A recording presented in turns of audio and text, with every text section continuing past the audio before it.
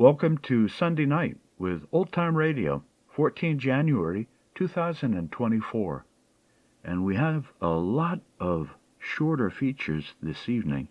Going to start with Challenge of the Yukon, then Planet Man, a little snippet from Ada and Elsie, an Australian feature. Something called the Batman Mystery Club comes next, and then Dr. Mac, an episode of Police Headquarters, then a little bit of Bob and Ray. You'll enjoy Bob and Ray, perhaps. Theirs is a kind of dry wit. A short segment of the Alka-Seltzer Show follows, and then we go to the North Pole with You Were There. We close with the second episode of Huckleberry Finn. Let's get started. The Challenge of the Yukon. Oh, King, and you husky!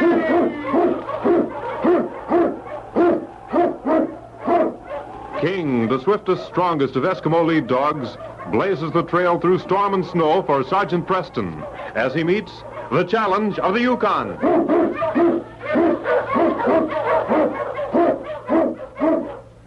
Sergeant Preston was typical of the small band of Northwest Mounted Police who preserved law and order in the Yukon during the gold rush of '98. That was the year that brought over 50,000 men swarming into the Klondike region, and the greed for gold led to frequent violence and bloodshed. But in spite of the odds against them, the force preserved a splendid record in maintaining the right. The challenge of the North was answered, and justice ruled triumphant.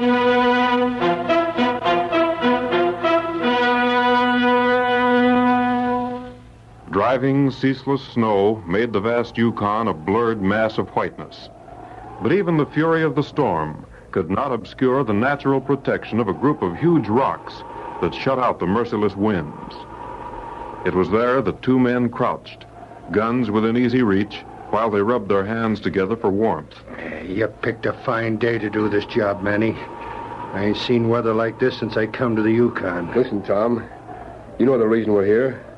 I can't help it if Jim Glynn always drives into Melville City on Wednesdays, can I? Rain, snow, or shine don't make no difference to him. It'll have to be a plenty rich haul to be worth freezing to death. Glynn's carrying the finest lot of furs this side of the Great Divide. I know that for a fact. Well, he's done his last bit of trapping. You see him coming yet, Manny? I can't see far beyond these rocks. You ought to be along. You know, Tom, I don't like the idea of doing away with Glynn. Ain't no other way to get our hands on them furs, is there? No. Well, then. Murder's the one thing we ain't done, Tom. Only because we could get what we wanted without it. The other robberies were easy. Yeah. Ain't he coming yet? Yeah. I think that's a sled along there, but it's too far away to be sure. Yeah, wait a minute. Let me see. Ever since you had that touch of snow blindness, you can't tell a man from a grizzly at 30 feet. I think he's coming, Manny. Yeah. We'll wait till he's alongside of these rocks, then... And we'll open up on him, huh? That's the idea. Got your gun ready? Yeah. Well, we just wait now and surprise Mr. Glynn. He's making right good time. Yeah. He's got a good set of dogs. What are you grinning at? Jim Glynn racing like that to the bullet... This ain't no time for jokes, Tom. Sometimes Take it easy, kid. Here he comes now. Get ready. Mush you all of them! Mush! That did it. Come on, Tom. Let's get those furs and get out of here. Watch out for that lead dog there, Manny. He's loose. All right. But I want to get these furs on the wire sled. Look out, Manny. He's going to jump. Oh! Get down, you mutt! Oh, let go of my hand! Ouch! Nice shot, Manny. Nice shot. That mutt tore my hand. Say, he sure got you. Here, let me help you. I'll have to put a bandage of some kind on till we get to town. It'll be a while before you'll be able to do much with this hand, Manny. I'll take care of it when we get back to town. Come on, Tom.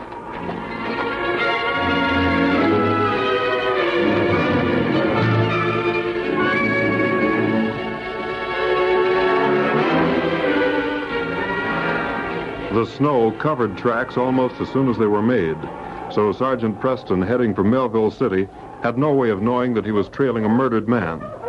But as they neared the rocks, the great dog King sensed death in the air. What is it, King, huh? All right, fella, you lead the way. Ho, you huskies. Ho, boys. Why, King, there's nothing but snow. Nuzzling around this snow won't get... King, there's a body here. So this is why you... Why, it's Jim Glynn. He must have been... But why? Shot through the heart. And his dog. So they killed the dog, too. And no wonder you were excited, boy. He's following tracks over those rocks. Oh, now I begin to see. Tracks here haven't been covered by the snow. Sheltered by rocks. Those two men were standing here. They waited here till Jim Glynn was practically in front of them before they fired. Jim didn't have a chance. If they waited here, then they must have... Well, it's hard to tell which way they went. Well, King, what have you found now? Oh, more tracks, huh? Yeah, here's a bandana. CN. CN. Now, who could... Newton. Cy Newton. He pulled in here about the same time the two other fellows were here. The tracks don't differ. They're about the same depth. King, we're going to Melville City to call on Cy at the Silver Lantern Cafe.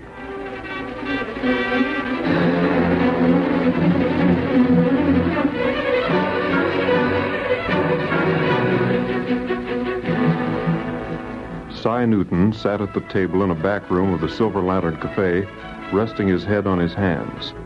In spite of the fact that it was early afternoon, the sun had already gone down.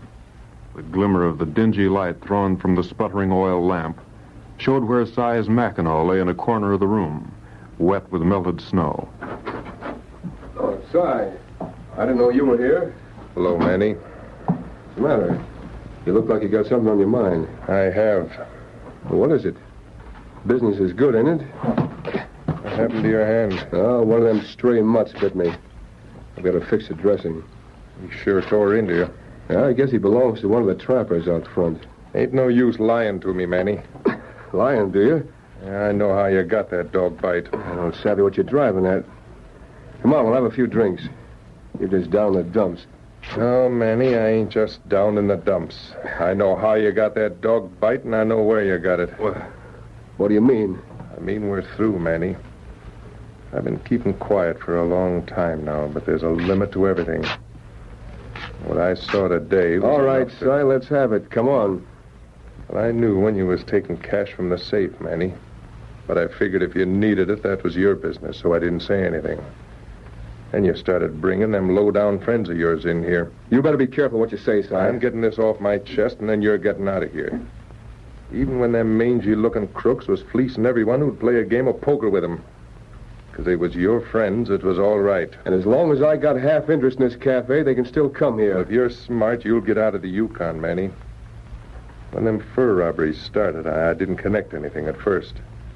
That is, I didn't till you began flashing around so much extra money. I won that money at poker. You ain't never held a winning poker hand in your life, and you know it. But I got all I can take this morning. I was at Split Rocks, Manny, and I saw what happened to Jim Glynn. Why, you... Oh, don't worry, I'll keep quiet. You're clearing out of this cafe. You and all your friends, Manny. You and me are through, do you hear?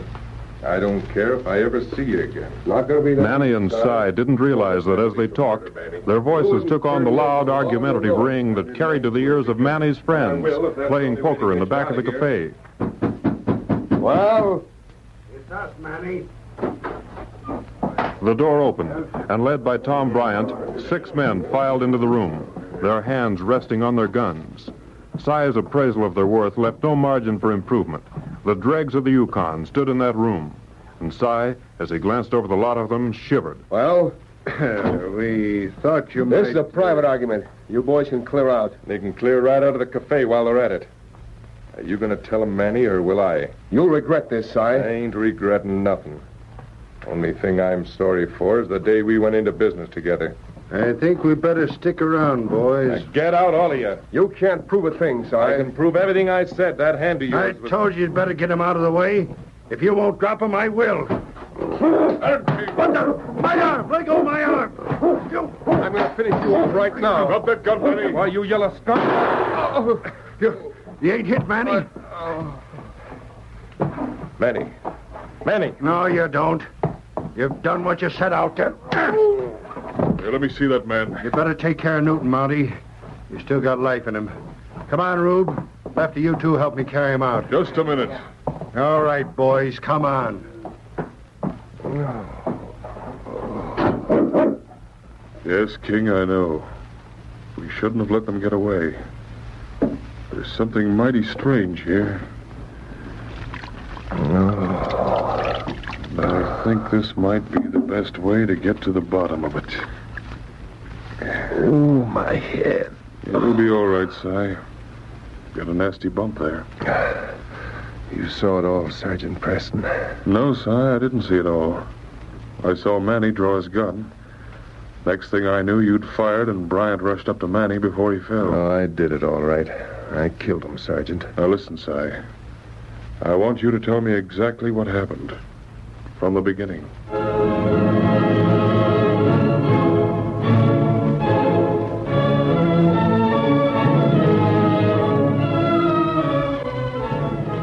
Then when I tried to go up to him, Bryant... Yes, I know. Bryant's pretty free with his fists. I didn't aim to do no shooting. I didn't even think I hit him when he dropped. You couldn't hit the front of a house at 10 feet, Si. What are you looking for, Sergeant? Manny drew first. I saw him. Yeah, but what's that got to do with it?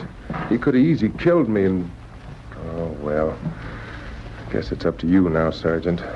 I'll just come along with you. Wait a minute. Well, I'm under arrest, ain't I? Well, I can't arrest you till Manny's proven dead. Now, let's see.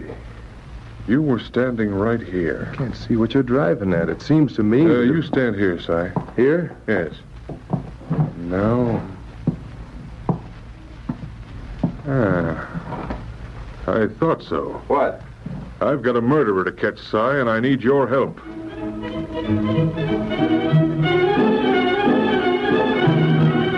A rumor spread through Melville City like wildfire. As one man told another, the story gained importance. Soon even the most incredulous of the miners were repeating the news. Sergeant Preston brought Jim Glynn into Melville City on his sled.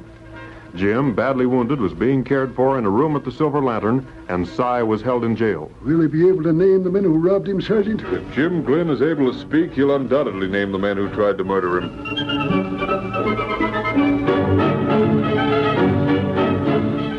The miners and trappers who frequented the Silver Lantern speculated. Was Si responsible for the robbery as well as for the murder of Manny? Si confessed yet, Sergeant? Si refuses to talk.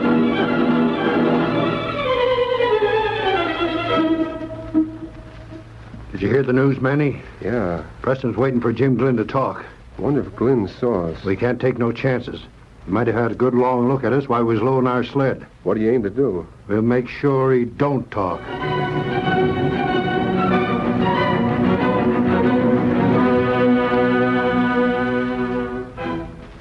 Late the next night, two men approached the back entrance to the Silver Lantern Cafe.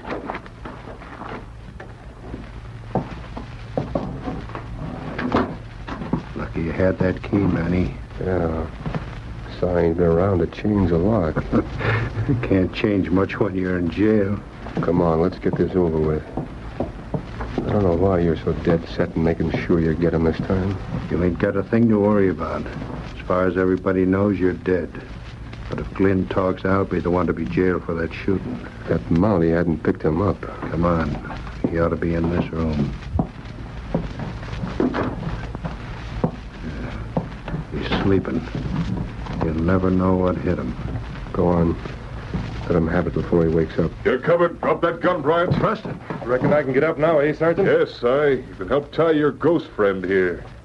So you're very much alive, Manny. I thought... You believe that story about Jim Glynn being still alive, didn't you? You brought him in on your sled. We brought Jim's body to Melville City.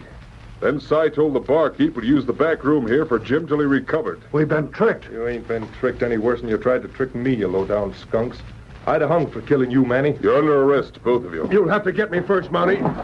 I'll shoot, Manny. Let go! All right, now shoot, Monty. If you do, you'll hit Cy. Go on, Sergeant. Shoot. Yeah, shoot. I'm getting out of here, see? I'm using Cy for a shield. Had him, King. Get him, boy. Oh, my hand! Let go of my hand! Here, Si, you keep this gun on Bryant. All right, King. Oh. That's the second dog to catch your left hand, isn't it, Manny? You're under arrest. Yes, King, the case is closed.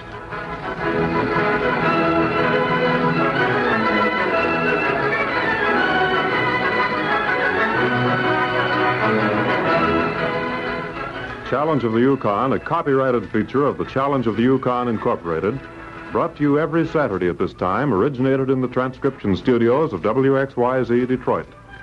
The characters and events in tonight's drama were fictitious. Bill Morgan speaking. This is the Michigan Radio Network. The Planet Man.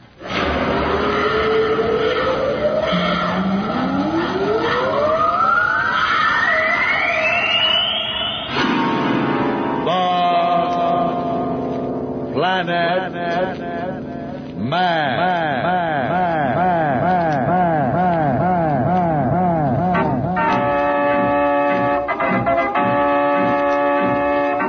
This is the fascinating story of Dantro, the Planet Man, troubleshooter for the League of Planets organization, the law enforcement body for peace and justice in the celestial world, whose headquarters and center of operations are situated on the capital of all the planets, Planaria Rex. From Mercury to Pluto, wherever danger threatens the universe, you will find Dantro, the Planet Man, fighting for fair play.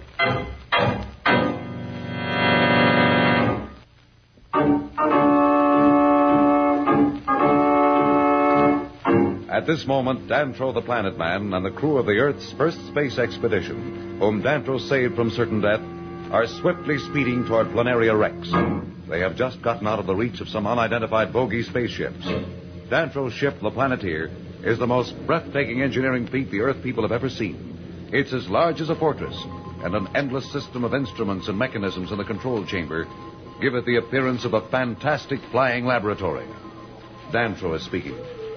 With the use of this cosmic communicator, we've been able to watch the Earth for many years. This is how we knew all about your experiments, Professor Darrow, in the moment you took off for the moon. Here, I'll tune it in on your launching site, and you can see and hear what they're saying about your expedition. Look, Professor, it's Charlie and Dr. Sterling. I can't believe they didn't make it. Professor Darrow seems so sure. The scaffolding fire just before launching must have caused some trouble we never figured on. It's bad enough losing the three of them. It looks like those two kids must have gone along with them. They were here one minute and gone the next. One of the workmen saw them near the rocket platform before the fire broke out. I'm afraid I'll have to cut off the communicator now. You see, I must keep it clear for incoming messages. But what is this? Emergency garble signal. Let me hit that key. I've got to decode this message.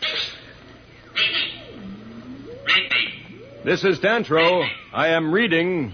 Dantro, this is Judge Augustus. Have you contacted the Earth people? Yes, sir. They're aboard the Planeteer. Good. Friends from Earth, forgive this hurried greeting. I'll welcome you personally when you arrive. Dantro, get back as quickly as possible. There's trouble brewing. What's wrong? Marston is up to some evil. Get back at once. Yes, sir. Signing off. Brace yourselves. I'm giving her the works. Attention, all hands. Jets alive. Jets alive.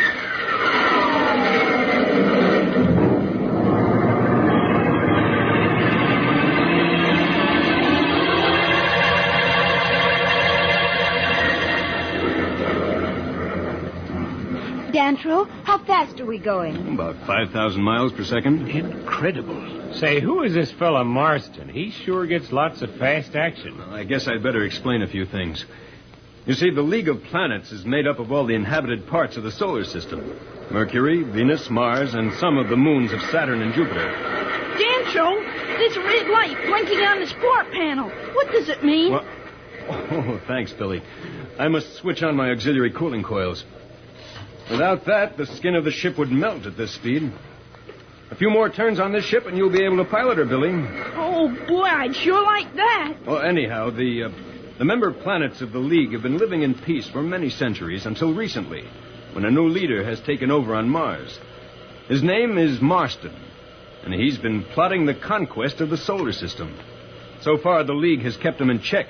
However, I'm afraid that once his plans are known, war between the worlds will be inevitable. Why don't you punch him in the nose? Now, Billy. You're talking just like an old-fashioned cowboy, Billy.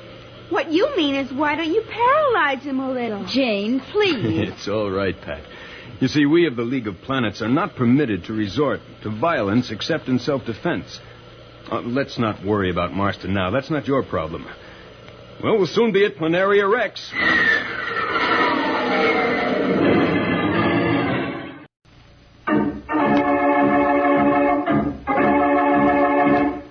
Dantro, the Planet Man, under urgent orders from Judge Augustus, is flying the Earth people to Planaria Rex at record speed. On the planet of the unknown, the mysterious planet Mars, certain plans are taking shape which can only mean that Marston, the dictator of Mars, is up to some foul play.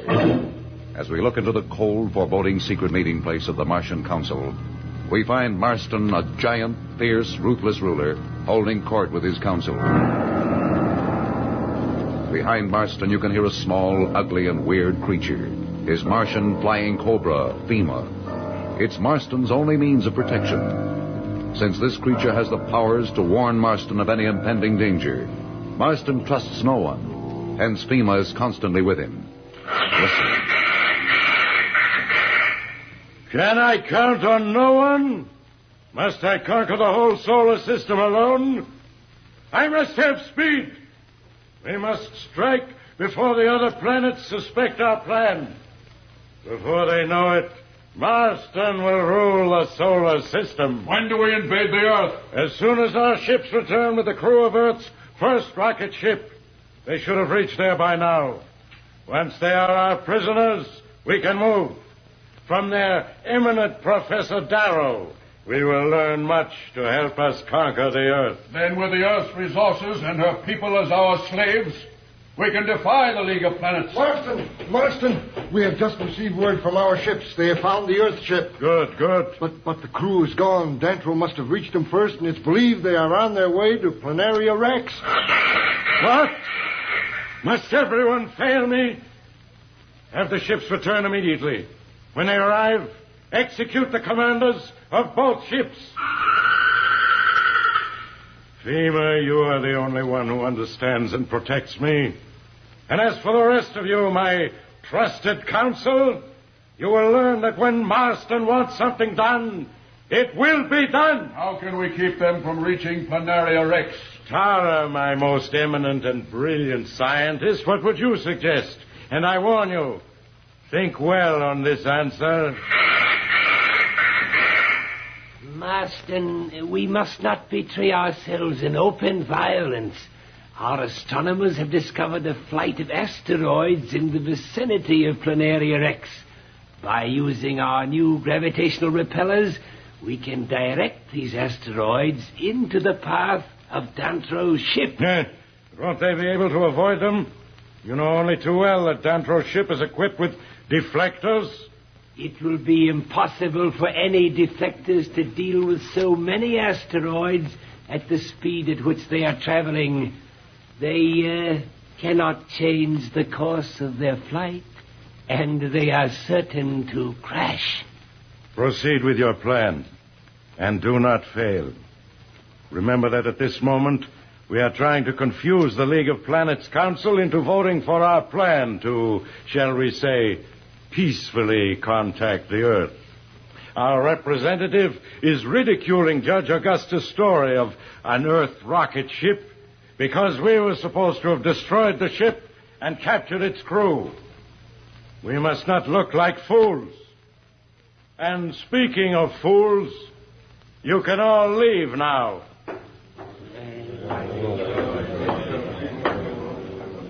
Dantro, you have beaten me again. I thought I might one day have the pleasure of running this radium dagger through you. But the asteroids will have to do the job for me.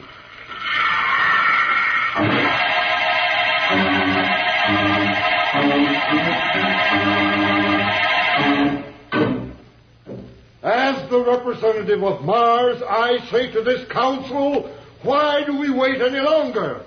I repeat to this council that there is no rocket ship from Earth in an orbit about the moon. There are no Earth people. I insist that we vote on the Mars resolution to permit the planet Mars to make peaceful contact with the Earth. We have agreed on the vote. Members of the Council, I request you wait. I personally contacted Dantro, and I know he is on his way to Planaria Rex with the Earth people. We've had too many words about Dantro. Why isn't he here with proof? If we delay this vote any longer, we will be defaulting on our agreement to vote, and this council will be causing great grievance to my planet Mars. I demand a vote now. I implore the council to wait. Dantro, please hurry.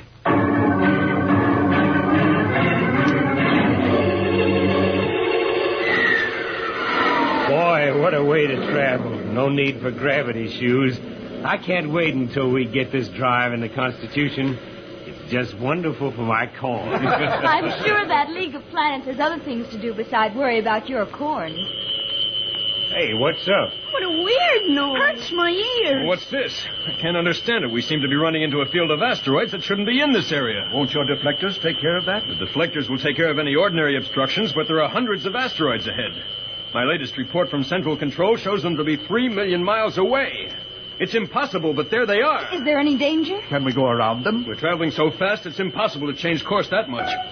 I'm slowing down, but I'm afraid we're going to hit them right smack in the center. All hands secure ship. Stand by for possible collision. Well, Dantro the Planet Man and the Earth people seem to be in quite a spot.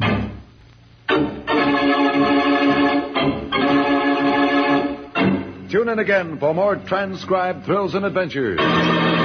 Find out what happens to the Earth people as they speed toward a new world on Planaria Rex.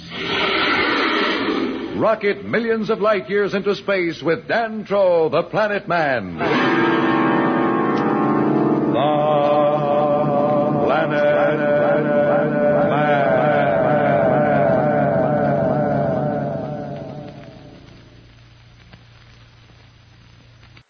I am now happy to present two very old talkies. Yes, it's our two old-fashioned girls, Ada and Elsie.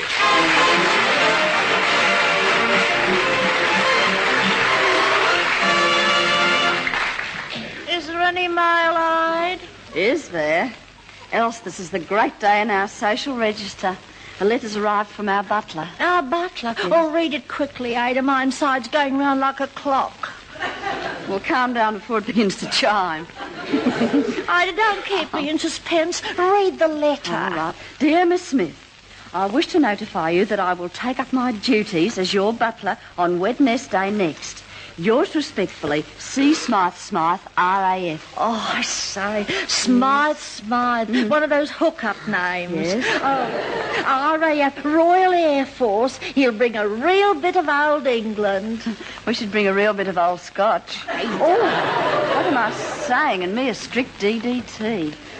That'll do, Ada. You know you go mad with a drink. I'll go madder without it, Elsie. Oh, this butler will cost us a bit of money, Ada. Oh, well, Mum will have to start scraping. Yes, and Dad will have to stop scrapping. The butler's initials are C. Yes. I wonder what it stands for, Oh, it's bound to be Charles, Elsie. Sounds so butlerish. Can't you just picture us, Elsie, saying, Charles, bring us our fan mail? Ah, yes, Ada, and him walking in with a silver saliva. Yeah. Ida, do we have to tip him for his trouble? We'll have to wait first, Elsie, to see what his trouble is. Ida, what if he should fall in love with me? Oh, God. He might be a waiter, but he's not a dumb waiter. Oh, Ida, but think of the news scoop. Famous radio star marries a butler. Star? You mean Comet? Don't be silly, Ada. A comet's got a tail. You heard me, Elsie. Very idea marrying your butler. Oh, I've got to marry somebody. I'm 26 already. You might be already, but you can't marry your butler.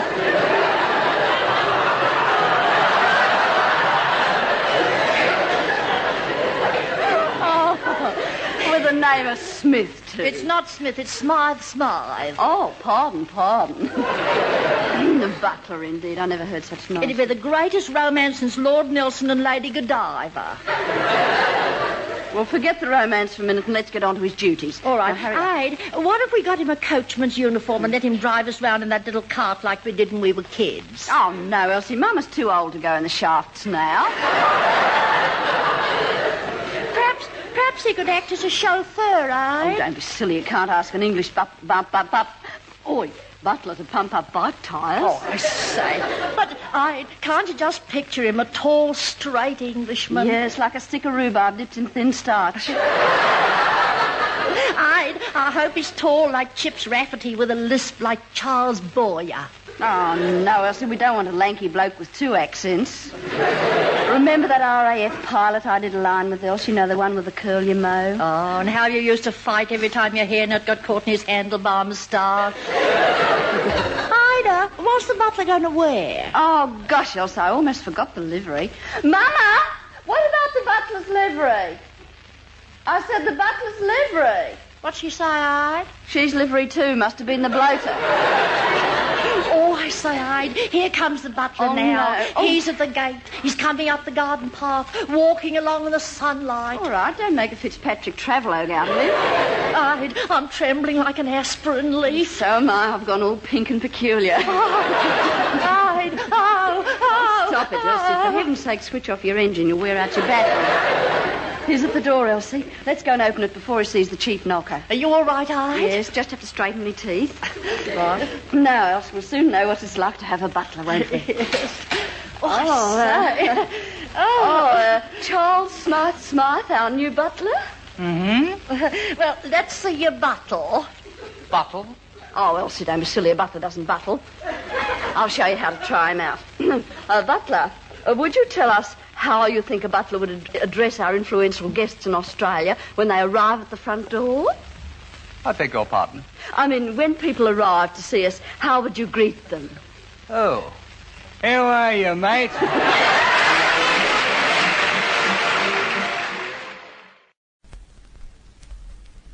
Elsie, what's this competition Mama says you're going in for? Oh, I'm entering the Bachelor Girl competition. You might be a bachelor, else, but you're no girl. Miss Bachelor Girl, I'll be. Yeah. You'll be jealous when the judge puts the ribbon round me and all the people watching. It'll be worth watching, too, else, getting a ribbon over these hips. I've got all the papers, Hyde. All I have to do is to answer the questions and then put my form in the letterbox. Don't be silly. You couldn't get your form in a horse box. Ida, you should see the questions. Show me.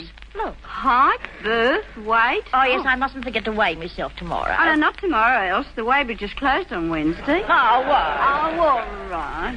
Look at the time, else. Quick, we must find that certificate. Oh, it's such a romantic hunt. No, but here's that bangle that man gave you. Oh, yes, my only proposal. I sometimes wonder if I did the right thing in not accepting. Oh, but Aid, you wouldn't have liked living in a grass hut. No, I suppose I wouldn't. Oh, look, Aid. Oh, don't, Elsie. We mustn't waste any more time. I was calling Yes, but look, this is a group of wee girls at school, all in our school uniform. Oh, yes, I can't help looking at that. There's the matron with her whistle. Yes, and there's the warden with his whip.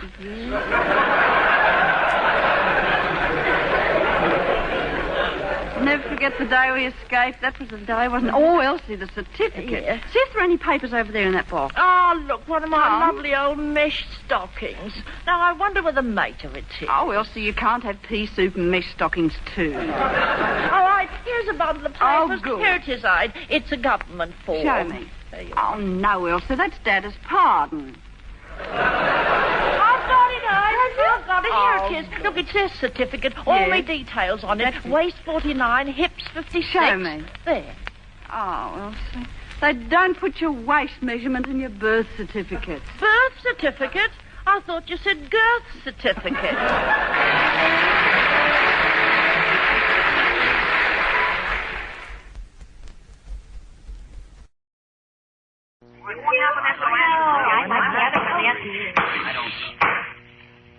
By virtue of the authority vested in me, I do hereby call to order the 103rd meeting of the Batman Mystery Club.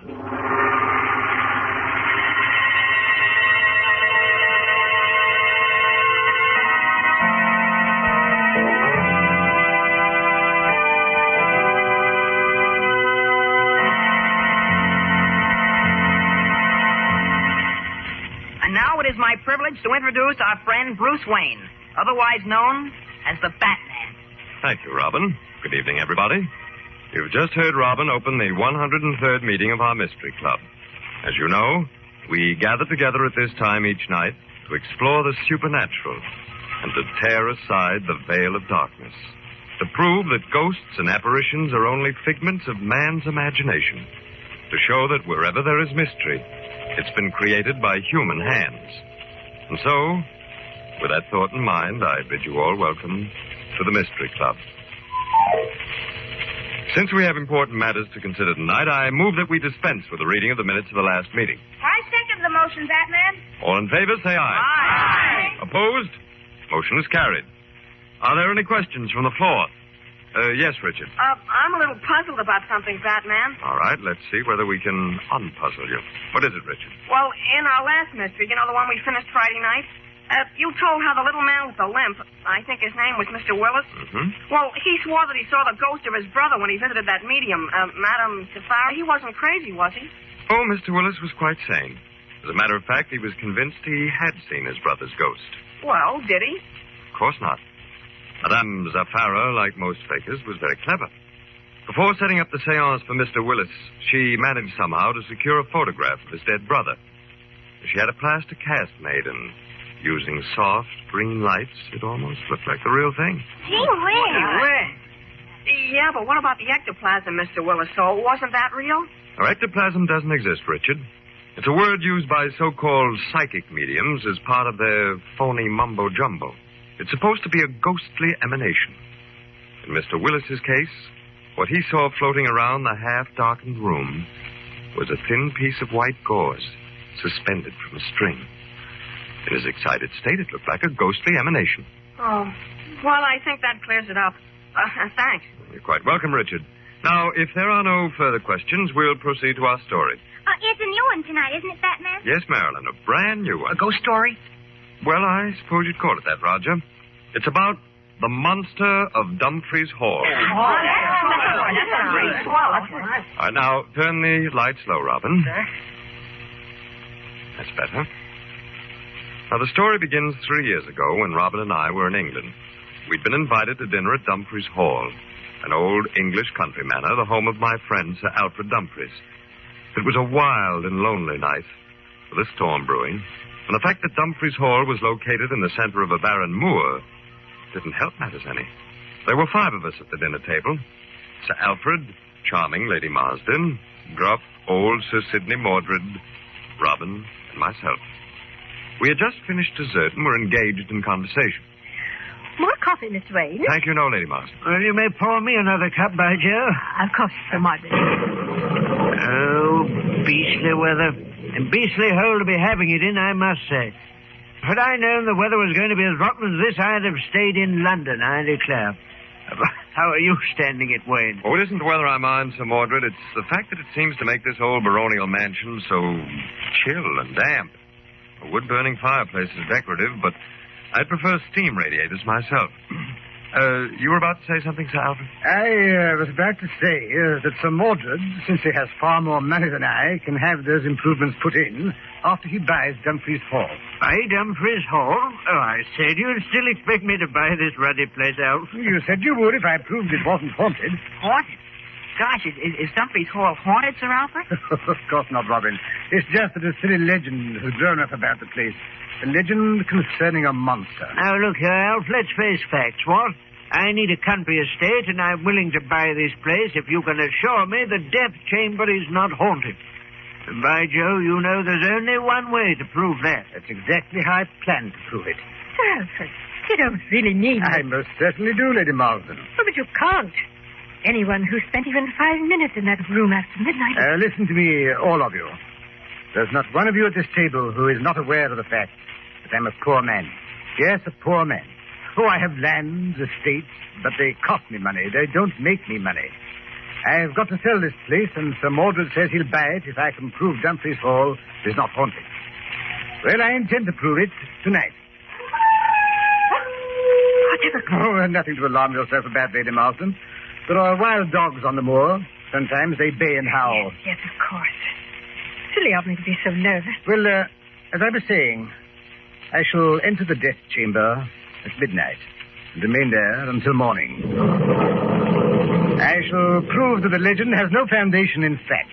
If you don't mind telling me, Sir Alfred, what exactly is the legend of this death chamber? I have only the vaguest idea. Of course I'll tell you, Bruce. There's a room in this house which has not been unlocked for over a century. No one has entered it in all that time. Why? Because the last 3 people who slept in it died under rather mysterious circumstances.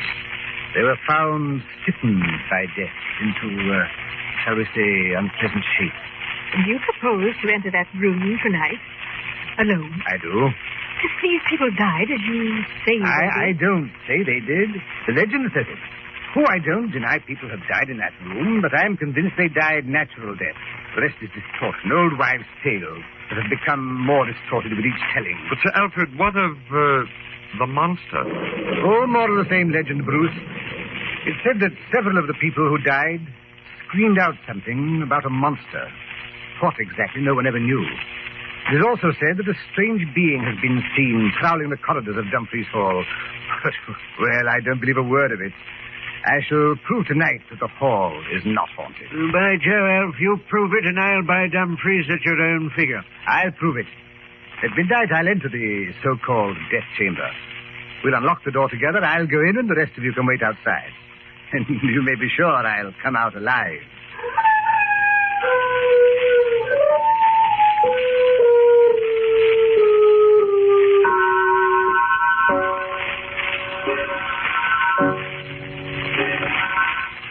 Well, it's midnight, Sir Alfred. Yes, I wish you'd stop standing there and staring at me so Mordred as though you were seeing me for the last time. Nothing's going to happen, I assure you. I'm merely going to explode a silly and stupid legend. Oh, look here, Alf. I'll buy the blooming place now. You needn't prove it's not haunted. I'll either keep the death chamber locked or call in a firm of London chappies and have the ghosts exterminated. That's frightfully extorting of you, Sir Mordred, but I can't let you do it. Oh. Now, look here. Everything is ready, so don't try to stop me. Here's the death chamber before us. Here in my hand is the ancient key to it. By George, they made them large enough in those days, didn't they? Yes, and the wild dogs are supplying just the right ghostly atmosphere. Oh, God, Sir Alfred, I am scared. I hate to see you going into that room alone like that. Don't fret your young head about me, Robin. Sir Alfred's quite right, Robin. Yeah, but... Just trying to prove what we've been proving for a long time. That ghosts do not exist except in the imagination. Yes, of course. Perfectly silly, the whole matter. Oh, stop looking so glum, Mordred. This is a lark. I'll tell you what we'll do. I keep talking to you from inside the room. So long as you hear my voice, you'll know there's nothing wrong. And let's open the ruddy room. I'll just insert the key. So. Turn it. So. Turns easily enough, eh? Now then I'll just open the door. Now, if you'll just hand me that lighted candle, I'll go in. Alfred, by Joe, are you sure? Oh, come now, not another word, Mordred. Candle. Thanks. Well, here I go. Wish me luck. Good luck, old boy. Oh, I don't know why, but I have a feeling I could use a stimulant. Nonsense, Sir Mordred. But anyway, we must all of us stay here now. Yes, and keep talking to Sir Alfred. Miss Alfred, everything all right? Top hole, Bruce. Rather a musty old place, to say the least. Hardly enough air in here to keep the candle burning. But quite safe. Don't worry. Gee, sir, is he going to stay in there all night? Oh, no, lad. If he remains in there half an hour, it'll be enough. According to the legend, death always occurred between midnight and the half hour following. I say, Alf, quite comfortable, are you? Oh, yes, quite. I'm enjoying it, as a matter of fact. Bring on your monsters. He really sounds as if he is enjoying himself. Why shouldn't he? As he said, it's nothing but a lark. Oh, that dog again. Every time it howls, my blood runs cold. By Joe, Alf, after I've bought this place, the first thing I'm going to do is clear the moor of those blasted dogs. You care to take on the job yourself? You're a good shot. I say, Alf, would you care to take on the job yourself? He doesn't answer. No, it can't be. Just a moment. Sir Alfred, this is Bruce Wayne. Sir Alfred. Not a sound. Don't move anyone. I'm going in there. No, Mr. Wayne, you mustn't. Don't move, I said. Sir Alfred. Sir Alfred. Mr. Wayne, what is it? What's happened? Stay where you are. Sir Wayne, tell me what's happened. I can't tell you. Please let me go to him. I must go to No, him. you mustn't go to it. No one can enter that room.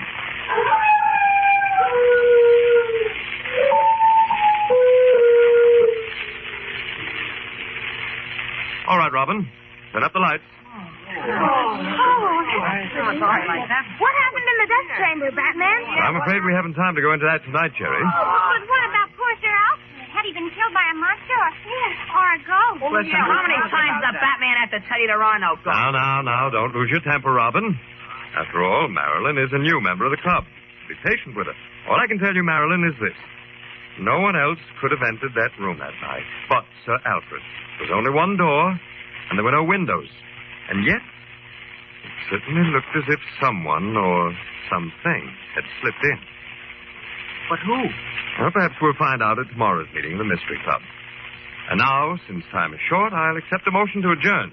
Well, I move that we adjourn. Second the motion. All in favor, say aye. Aye. Opposed? Motion is carried. Close the meeting, Robin. By virtue of the authority vested in me, I do hereby adjourn the 103rd meeting of the Batman Mystery Club. The 104th meeting will take place tomorrow night at the same time over the same station.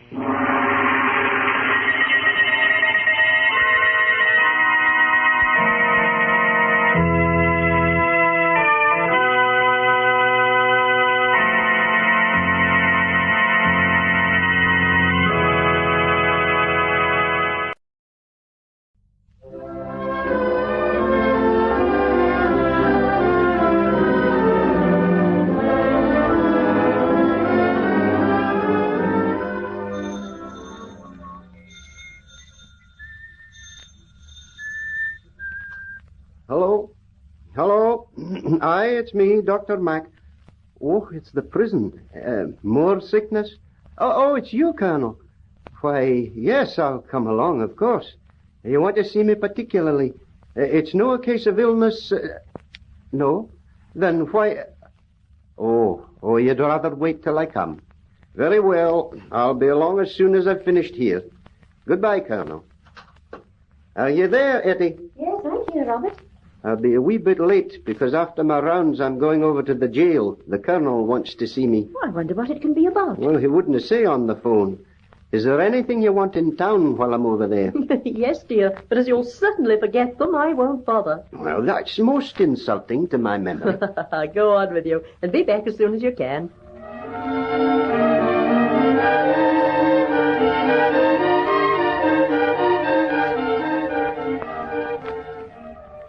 Well, Dr. Mack, you've heard most of this man's history. He's been a prisoner under my charge for nearly 8 years now. Tomorrow he goes free. He's the sort that never should have seen a prison. Well, what do you want me to do? Confound it, old friend. I don't know. But somehow I came to the conclusion you should see him. I'm a wee bit mystified, Colonel, but come on, produce the man. He's in the next room. Will you come? Aye, lead on. I declare I'm almost twittering with curiosity. Doc, this is Donald McIntyre. Donald? Oh, it can't be. Dear heaven, no. What sort of a trick is this, Governor? How did you know? Forgive me, both of you, and let me explain. Aye, I think you'd better. Mercy on us, Donald, my brother. I can't believe it. Well, that same person, Robert. But do believe me, the scheme of the Colonel's has nothing to do with me. Will you let me explain? Dr. Mack, this man has interested me since he first came here. He committed fraud once and has now served sentence. He's not a natural crook. I obtained his whole history. Why couldn't you keep it to yourself? Because, McIntyre, I was sufficiently interested in you to see you fell into the right hands when you left here. I've had your connections in this country traced, They led me to your brother, my old friend, Dr. Mack. Don't be a fool, Rabbit. Forget me and go away. What possible good can it do to you to have the whole world know your brother is a jailbird? Donald, lad, the point is that I'm the only one in this far land you can turn to for help. You were always a generous blighter, weren't you? Shall I leave you, Doc? Aye, if you will. I'd like a wee word with my brother. I'll be back in a few minutes. Well, Bob, there's no need of any pretense between us.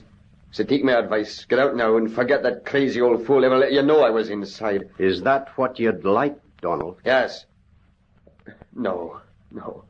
Oh, God, Bob, why dangle wine in front of a man parched with thirst? And yet to see you again and hear your voice, the same old Bob. It's great. But run away, Bob. Go on now. Don't spoil a good life with my rottenness. Mercy on us. It's all of 20 years. I've wondered where you've been, Donald. Time was when we were mostly together. Why the devil don't you curse me? Why should I? You've paid, and dearly too, I'm thinking. Would you like to tell me about it, Donald, lad? Well, Bob, it all started these years ago, 25 odd years, when, as youngsters, we left college. I remember you got your degree. I was trying hard to persuade you. Don't be stodgy, old man. Well, you've a tremendous future in front of you. Practice in the city. Ah, but why should I, Donald? Because you're the most brilliant MD of your year. Almost in no time, you could be specializing, making a fortune. Robert, you've got everything, appearance and ability. You can become a celebrity. When I took up medicine, Donald, I didn't take it up for money. Fool. Oh, you can laugh, but somehow the mania for curing things has got me. The thought of applying my skill for the benefit of others is terrible pleasing. I've looked things over, and I've settled on a little township where I feel I'll be of more service than gallivanting around the skirts of fashion and quality. That's incredible. No, not it. It's not in the big cities that the heart of Australia lies. It's way out in the country, where life is hard, where the sun and the elements are ruthless opponents, where men wrestle to make a country great and become great because of their tussling. There lies the heart of this country, and I like to get at the heart of things. That's not my way, Robert. I'm for the city. I'll get among the money, the big noises, and if I can't divert some of that wealth to my own use, win independence, I'll eat my hat. Well, you've taken a worse mistress than I have, lad. I'm wondering if she'll treat you kindly. I'll make her. You're set on the country, Robert. I can't make you change your mind. No. Then it's different roads at last. I'm sorry, old chap. Oh, these roads will meet times, Donald. When your country relation comes to see you in your great mansion in the city. And the great mansion in the city is one of His Majesty's prisons. If only I'd have known about this. Oh, wait, let me tell you. Things went well for some years, and then I found the pace too slow. I wanted more, much more, and quicker. Well, I tried the shortcut. I embezzled my clients' funds, and here I am, after 8 years, setting out to start all over again. If it's not too late. Of course it's not too late. This time, Donald, maybe you'll keep in touch with me, eh? Oh, don't be an idiot. Of course I can't. Haven't you realized yet that if it's known you have a brother, an ex-convict, you'll be socially ostracized? Losh, man. I dinna move in great society. Oh, don't hedge. You'll be ostracized. Your practice'll wither away. And think of your wife, too. Aye. I'm thinking of her, the dear lass. And thinking of her makes me insist that for the time being, you come with me. Why? Because she'd scorn me if I did otherwise, and, oh, well, if you'd ever been scorned like my wife Etty can scorn, you'd understand. Donald, lad, you only want a helping hand. You'll come good again, I know. I will, too, Bob. Even if it's only for your sake. Well, Dr. Mack, did I do right? Aye, Colonel, you did. You've given me back my brother, the missing half of me. You see, we're twins.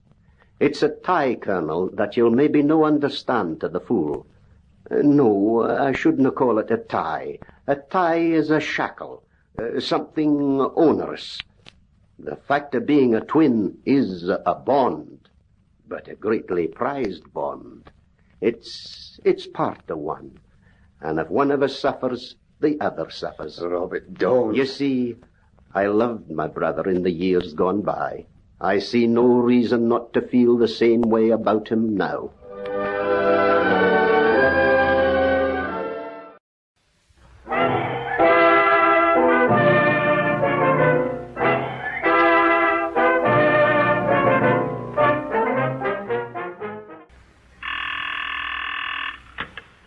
Police headquarters. What's that? Just a second, I'll connect you with homicide.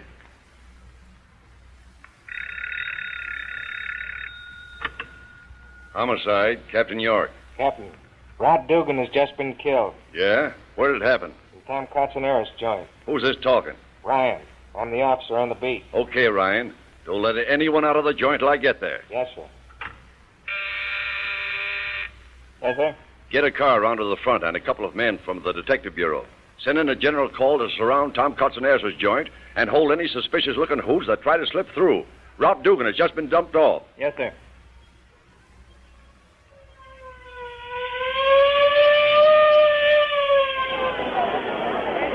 All right, come on now. Get back there on the sidewalk. Come on, get those people out of that door. Come on, open up here, open up. Where is he, Ryan? In the back room, Captain. He's dead. Where's Cotsoneris? He's back there, too. Well, don't let him slip out. This'll be just about the last gang killing in his place. The old man said to padlock him if anything else happened down here. Here, let me shut to this door. Come on, help me here. Come on, get back there. Come on, back up there. Come on. There, stay on the door, Ryan. Say, what's this bunch of rats doing here? You told me to hold him, Captain. Oh, so they're the guys that were here when Dugan was killed, eh? A fine-looking bunch. All right, just keep them where they are till the wagon gets here. We'll sift them out down at headquarters. Yes, sir. Who called you in from the beat? Cotsoneris. Okay. I'll stroll in the back room and just see what's going on. Oh, Captain York, eh? I'm glad you're here. Yeah, I'll bet. Where's Dugan? Why, back there, behind the tap. Knife in the back, eh? Who did it? I don't know, Captain York. Frank, one of the waiters, came back here and found it. Was he back here alone? Oh, Nick Dinesco was with him. That dirty little snake, eh? When did he get out of prison? I don't know, Captain. No, I suppose not. How long was Nick with him? Oh, about 1 hour. And then Nick left? Yeah. Anybody see Dugan alive after Nick left him? No, Captain. This knife has Nick Dinesco's initials on it. Is it his? Well, looks very much like it, Captain. Know any reason for Nick killing him? I don't know nothing. Now listen, Cotsoneris. I've got orders to padlock your dump the next time there's trouble down here. Now you'd better give us your help on this case. Come on now. Maybe the old man will go easy on you. Well, I want to do what's right, Captain. I don't want the boys killing one another in my place. I'm trying to run a nice place. You can't run a nice place serving liquor to a bunch of rats. What reason would Nick Dinesco have for killing Dugan? Well, maybe it was over Nick's old girl. You see, Captain, after Nick went to prison, Dugan stole his girl. So when Nick got out, he looked Dugan up and knifed him in the back, eh? Yeah. But nobody saw him do it. Don't make any difference. Where does this gal live? Her name's Sadie. She's living with Big Jim Diamond right now. So she bounced Dugan too, eh? Going in for heavy money. Playing around with Big Jim Diamond, eh? Well, we'll look her up. Unless I miss my guess, we'll find Nick hiding around somewheres near. Yes, sir. I've got a hunch that Nick beat it right to Sadie's place and wants her to frame up an alibi.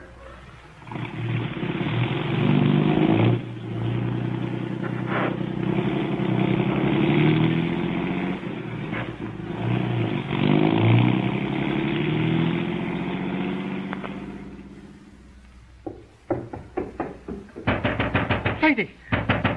Sadie! Let me in. Who is it? It's me, Nick. They're after me.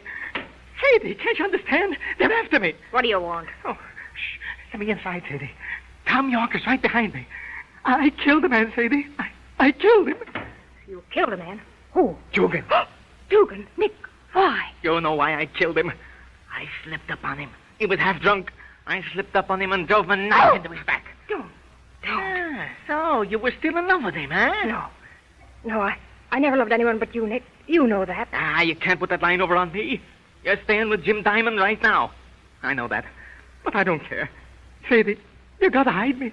You gotta hide me, do you hear? I can't hide you, Nick. Tom York will come up here the first thing. Yeah, I know that. But you gotta give me an alibi. You gotta tell Captain York that I've been right here, playing cards since 11 o'clock. You got to. Why, Sadie, you got your bags packed. Yeah. I'm leaving Jim, Nick. He beats me. He beats me something terrible. Look at these bruises. Huh? Okay.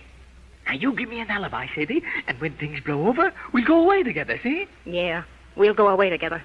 Me and a dirty, rotten little stool pigeon. Oh, I'm not so bad, Sadie, and I've always loved you. Honest. Yeah. Sadie, you got a gun on the table. Why, it's warm. It's been lying on the radiator. But it's just been fired. Smell the powder, Sadie. I'll tell you the truth, Nick. Jim came home tonight and tried to beat me up. I got this gun to scare him. You killed him? No. I just scared him, that's all. He chased me into the next room there. And I fired 2 shots over his head, through the window. He got scared and left. I gotta get out of here before he comes back.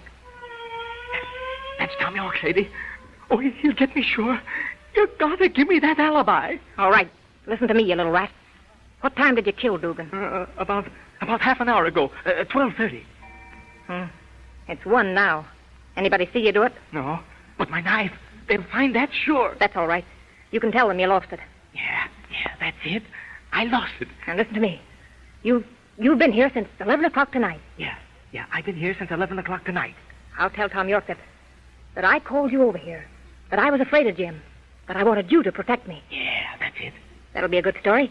That'll give you an alibi. Yeah, but Tom will find this gun, and he'll want to know about it. Yeah. I got it. We'll tell him that I was afraid of Jim, and I called you over here to protect me. And while you were here, Jim came in. He was drunk, and you fired 2 shots through the window in the next room to scare him. Yeah, that's it. Yeah, that'll stop him. Oh, it's getting pretty close now. He'll be up here any minute. Captain York ain't no fool, Sadie. You'll have to go easy with him. I know how to handle him. Shh, he's outside now. All right. You've got to act like nothing has happened. Get out in the kitchen and start making some sandwiches. Don't come in this room till I call you. I'll handle the captain. Okay. All right, Nick. Beat it to the kitchen. All right. Keep your shirt on. Hello, Sadie. Hello, Flatfoot. Mind if I come in, Sadie? Help yourself, copper. The door's open. Getting kind of ritzy since you've been associating with Jim Diamond, eh? Oh, I've been doing all right. Sure, leave it to you, Sadie. Leave it to you. All right, Flatfoot. Stop beating around the bush. What do you want? Sit down, Sadie. Don't get so huffy. We're going to have a nice, long talk. All right, Captain. You better sit down, too. I know what you want to talk to me about. And I'll give you the lowdown on the whole thing. Nick came up here tonight.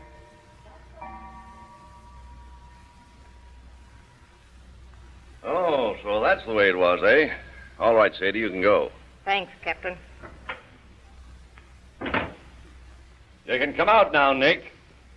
Sadie's told me all about it. Oh, hello, Captain. Well, I was wondering who was out here with Sadie. Where is she? She took her bags and left. Told me all about it, though. Yeah? All about what? All about where you was all evening and what you was doing. Yeah? What's wrong? I was just about to make a mistake, Nick. A terrible mistake. Yeah? Yeah. You know, Nick, I was just about to make the mistake of trying to pin the killing of Rod Dugan onto you. On me? Gee. Yeah, funny, isn't it? And Sadie tells me you've been here since 11 o'clock. Yeah, that's right. And Dugan wasn't bumped off until about 12:30. Yeah? Yeah, I almost pulled a boner that time, Nick. Yeah. Sadie tells me she called you over here tonight to protect her from Jim Diamond. Yeah, that's right, Captain. She tells me that Jim beat her up. Yeah. Did she show you the bruises? Yeah. He must have beat her up something terrible. Yeah, he does. I shouldn't imagine that you'd like it, Nick, seeing as how you're stuck on Sadie. I don't. Sadie tells me Jim came up here tonight. Yeah, that's right. How was he feeling? Oh, he was drunk. Sadie says you and him had some trouble. Yeah, he starts getting tough, and I told him to get out. He didn't want to go. So? So I grabbed Sadie's gun just to scare him and tells him I'm going to kill him if he don't beat it. And what did he do? Oh, he got tough, and I busted a couple of caps right over his head just to scare him. I see. And what did Jim do? He beat it out the door running like blazes. Oh, I see. Oh, by the way, Nick, where did the bullets from your gun go? Huh? Through an open window. It was in the next room. This room over here? Yeah. Come over here, Nick. I want to show you something. Huh? What's that? Look. Look who's lying on the bed. Jim Diamond. Sure, it's Jim Diamond, and he's dead. Dead? Oh, no. No. You heard me. He's dead. Killed by bullets from that gun. You killed him because he was beating up on your girl. No, I didn't. I tell you, I didn't. Don't lie to me, you dirty rat. I didn't kill him. I wasn't even here. I wasn't even here. No? Then where were you? I was... Oh, my God.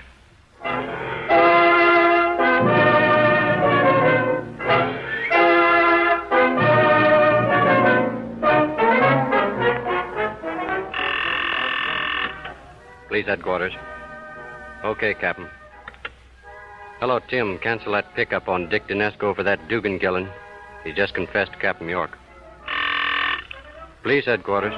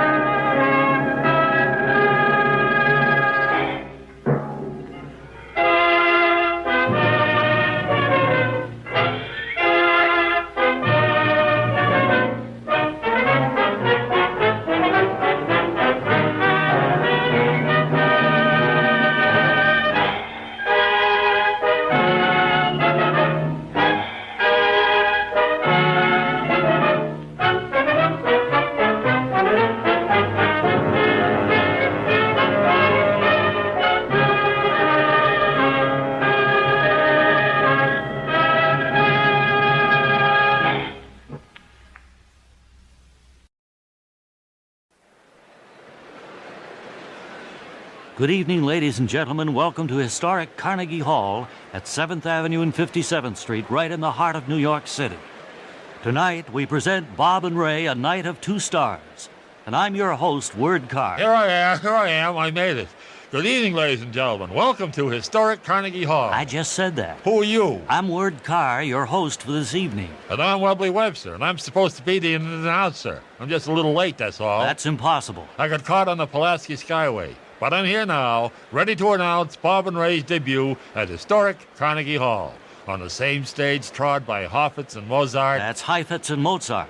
And this is Word Carr, your host for this evening. Now the house lights dim, the curtain is about to go up. There's no curtain at Carnegie Hall. Bob and Ray make their way onto the stage at Carnegie Hall.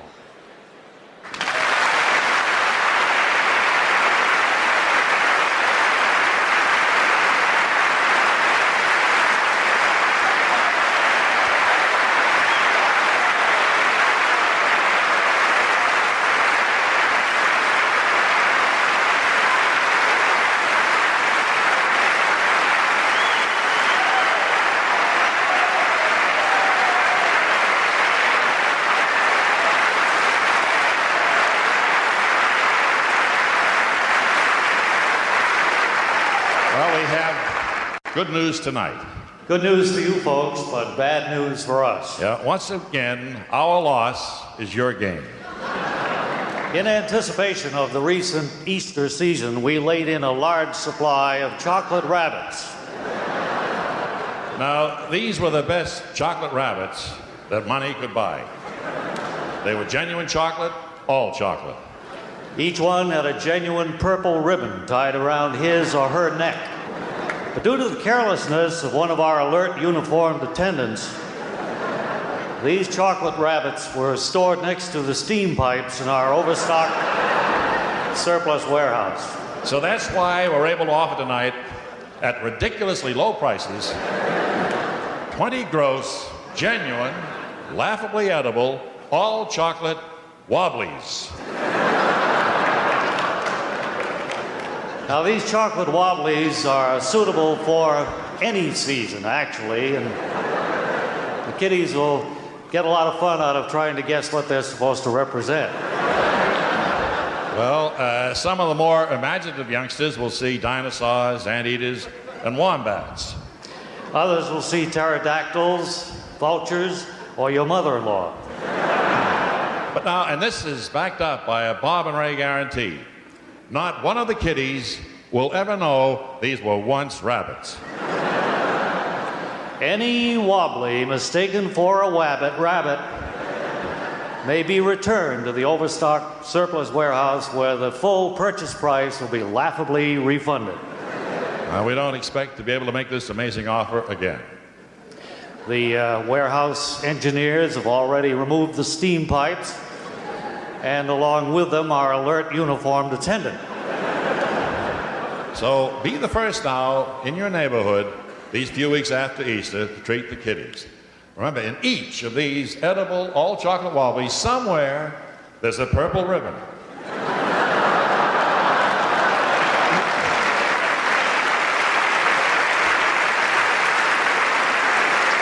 And that, of course, will give the little nippers an extra bang trying to find it, and also pull out any teeth they've been trying to dislodge.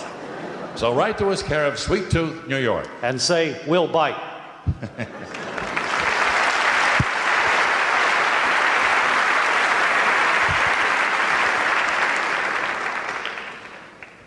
Well, we've taken our cast of assorted characters to a lot of exciting and diverse places over these past many years. Well, we started at the Bellamy's room of the Hotel Somerset in Boston, and then we played the Town Casino in Buffalo, and here in New York City, La Vie en Rose.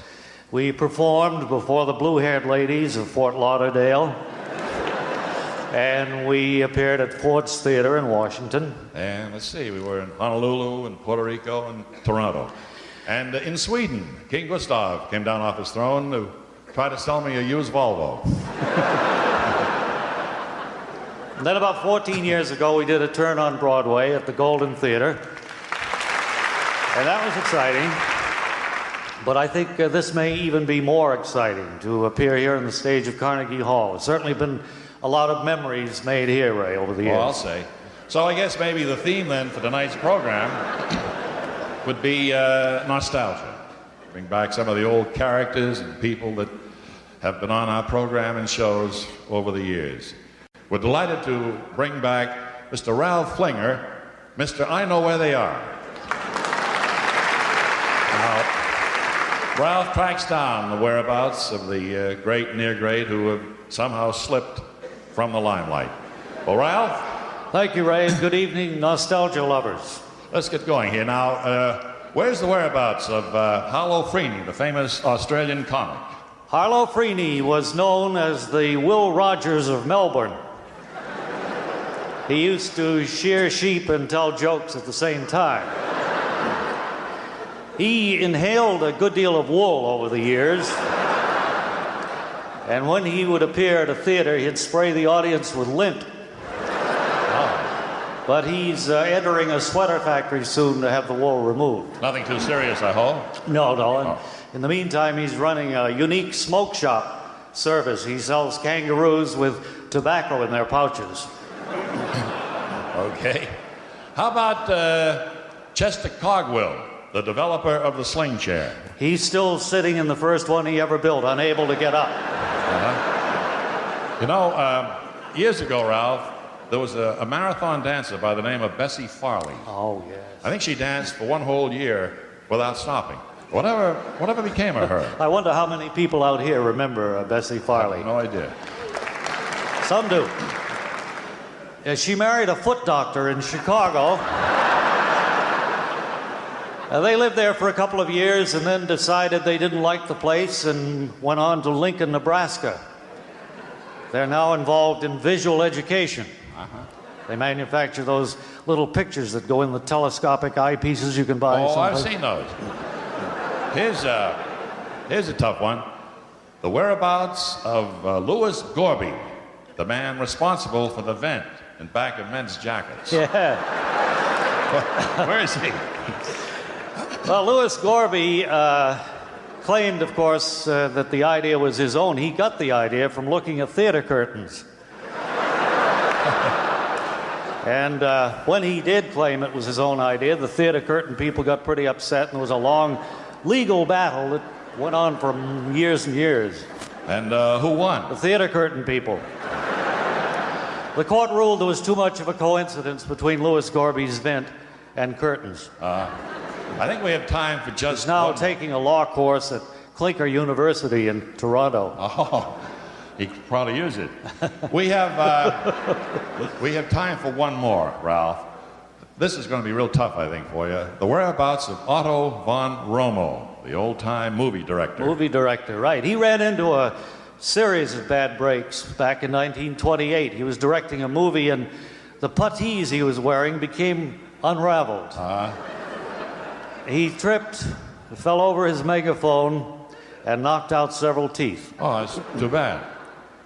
Well, a dentist replaced his teeth with gold ones, but then in a freak accident, late one night, a drunken old prospector drove a claim stake through his mouth. Oh, wow. That's really terrible. Made all the papers. Yeah, terrible. So what happened to him? He went back to Germany and went into the machine gun business. Oh, okay, Ralph. Thank you. It was always a joy to have you with us, and particularly tonight here at Carnegie Hall, bringing back the whereabouts of all the famous people. Pleasure to be. Thank you, Ralph. Thank you. Bye-bye.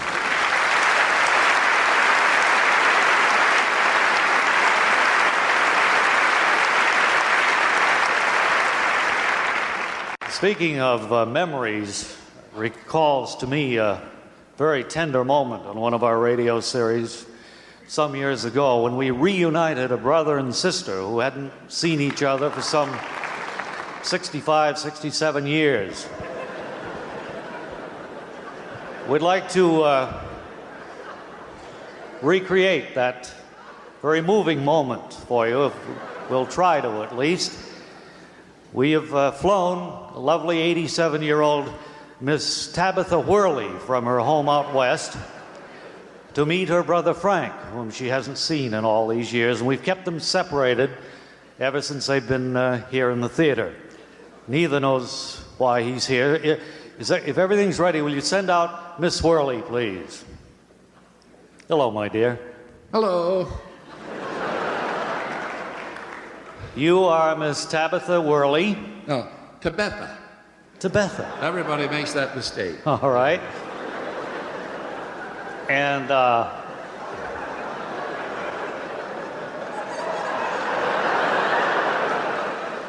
where do you make your home, Miss Worley? In Bondurant, Wyoming. Oh, beautiful country out that way. Well, it's pretty brisk. We have winter right into August out there. Well, it's tough that way, I guess. Yes, And you are 87 years young. Yeah, isn't that odd now? When I was 7, they used to say I was 7 years old. Now I'm 87, and they say you're 87 years young. Language is so peculiar. It certainly is. That's fun. It is funny. One of those little quirks. I get to laughing about things like that. Nobody ever seems to be able to figure out. Do you have any idea at all why you were flown here by our Bob and Ray organization? No, not the foggiest. I really don't. Do you have anybody, Miss Worley, from your past years that that you like to see again, that you remember with happiness? It's been so long, I can't think of a soul, no. Anybody in your family that you haven't seen? Well, I don't think I'd know any of them if I fell over them. It's been so long. Miss Worley, you remember your brother Frank? Oh, sure, of course. Yeah. How long has it been since you saw him? Oh, it must be 70 years since 70? We thought it was only about 67. All right. Would you send in our next guest, please? Ladies and gentlemen, here comes Mr. Frank Worley, who hasn't seen his sister, Tabitha, for 70 years. They must have a lot to talk about. What do you want me for?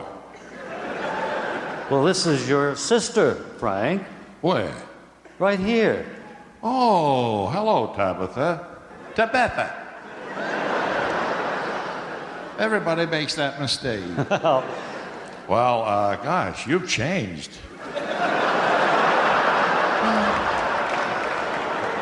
You've changed too, Frank. I'm sure you'll have a lot of things to talk over, a lot of anecdotes and memories from days gone by, so you could... really changed. Yeah. You have anything to say to Beth and Frank? Well, it's good to see you. Say, I have a dental appointment, you know, and could I run along? Yeah, you can if... Go ahead, Frank. Nothing worse than the toothache. Go on, take off. Very thoughtful, Miss Worley. It was good to see you. It was nice to see you, Frank. Keep in touch. Anything? Do you have anything to add, Miss Worley? Well, I think I'll just go out the airport and get a plane home. It's been very interesting, though. Interesting to talk to you, and good luck to both of you. Hope. Is that it? That's it. Goodbye, Frank, and Tabitha Worley. Well, I'll be. So we've made two more people a little bit happier tonight. Bye-bye.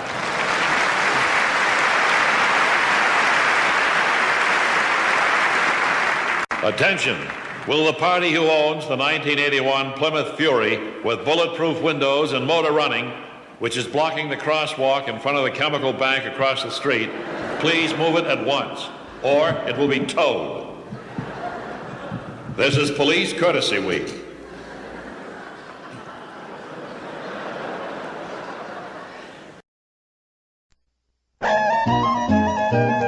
Alka-Seltzer, speedy Alka-Seltzer. The Alka-Seltzer Show, transcribed in Hollywood, featuring radio's favorite singing stars, Kurt Massey and Martha Tilton, with the music of Country Western. It's Alka-Seltzer time, Alka-Seltzer time. Morning, noon, and night, it's Alka-Seltzer time. I'm Kurt. I'm Martha. And here we go with the Alka-Seltzer Show.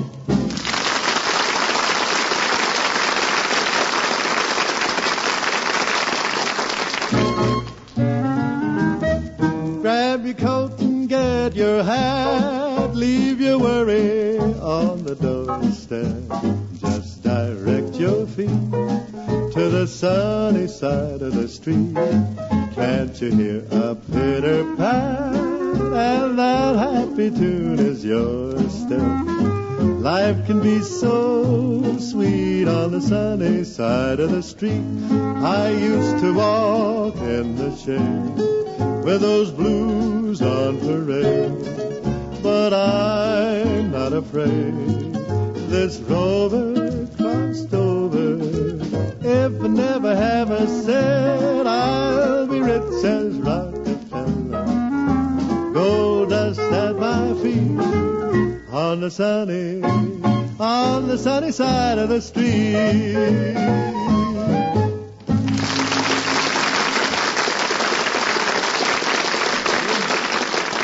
And that's where Martha and I are going to stay through the whole show today, on the sunny side. No doubt about it, Kurt. That's the best medicine in the world. To look on the bright side of things, even if you have to pretend a little. Pretend you're happy when you're blue. It isn't very hard to do. And you'll find happiness without an end whenever you pretend. Remember, anyone can dream, and nothing's bad as it may seem. The little things you haven't got could be a lot if you'd pretend. You'll find a love you can share, one you can call all your own.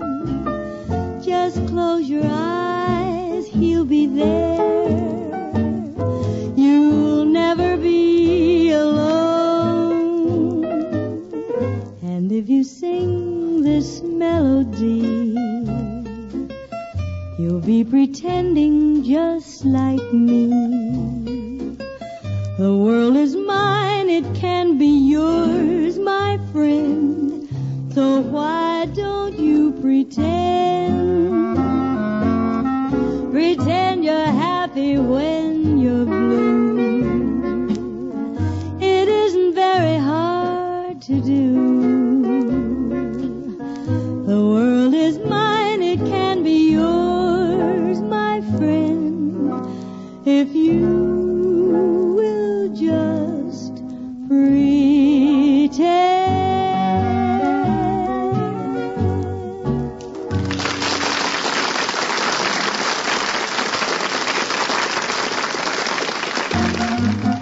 She's the apple of my eye, me oh my, me oh my. Can she bake an apple pie? That's the question. She can bake an apple pie, but I cannot tell a lie. 'Twas her pie that gave me acid indigestion.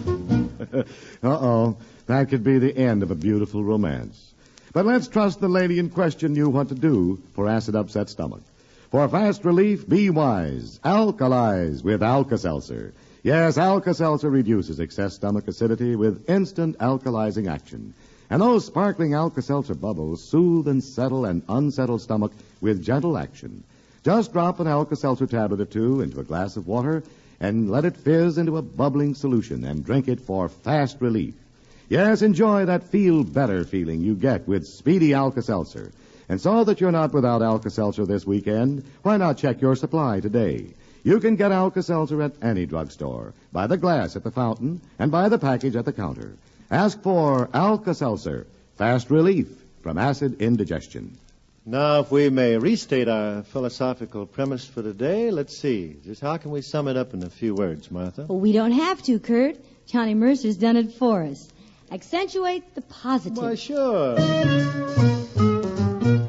You got to accentuate the positive, eliminate the negative, latch on to the affirmative, don't mess with Mr. In Between. You've got to spread joy up to the maximum, bring gloom down to the minimum, have faith, a pandemonium liable to walk upon the scene. To illustrate that last remark, Jonah and the whale, Noah and the ark. What did they do just when everything looked so dark? Man, they said you better accentuate the positive, eliminate the negative, latch on to the affirmative, don't mess with Mr. In Between. No, don't mess with Mr. In Between.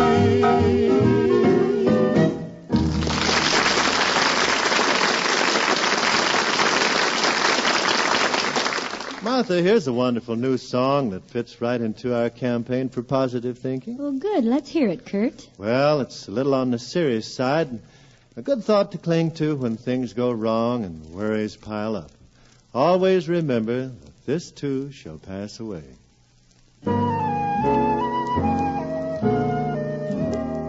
The stormy clouds that hide the sun, this too shall pass away, the shadows falling one by one. This too shall pass away, the lonely bells that chime, for those who know the pain of parting. This too shall pass in time, and I'll be home. The empty dreams that fill the night, this too shall pass away. Beyond the darkness there's a light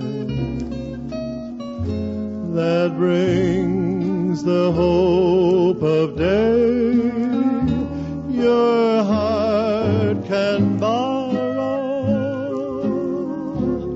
on that tomorrow. So when your world is bleak and cold, be brave, be patient, and behold, this too shall pass, shall pass away.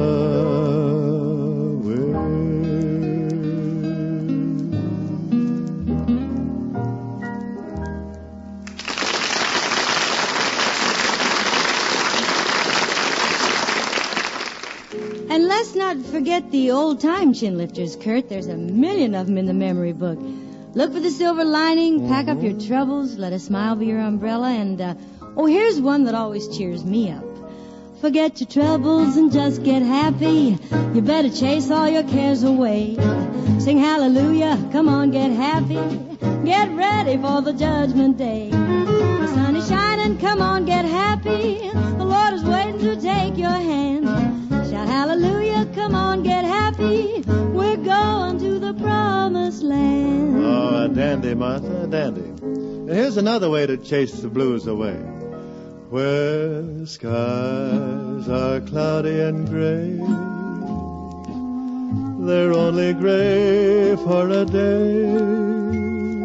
So wrap your troubles in dreams and dream your troubles away until that sunshine peeps through. There's only one thing to do. Wrap your troubles in dreams and dream your troubles away.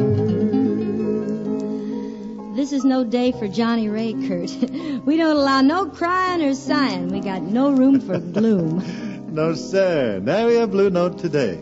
If you like sad songs, you'll have to save your sorrow for tomorrow.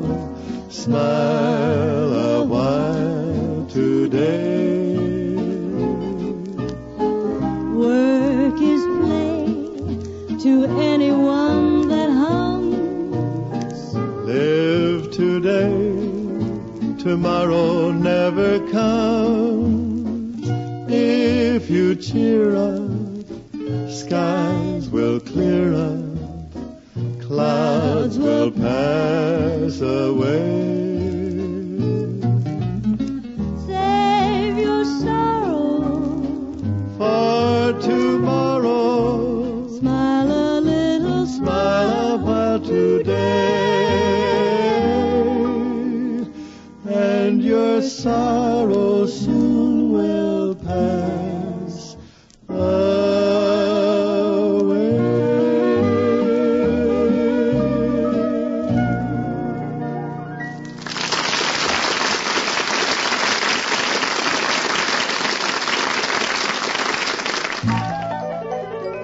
Alka-Seltzer, speedy Alka-Seltzer. Enjoy that feel-better feeling. When a headache happens along to slow you down, remember Speedy Alka-Seltzer for fast relief.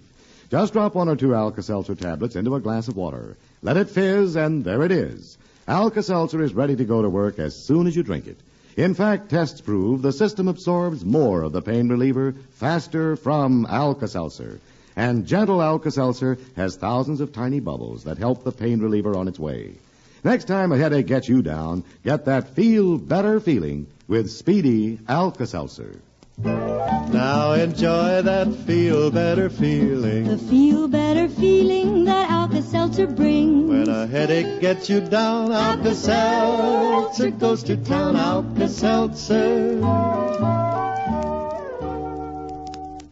Well, how'd we do with our positive thinking? Is everybody happy? Well, if not, it sure isn't our fault, Kurt. We did our Pollyanna best.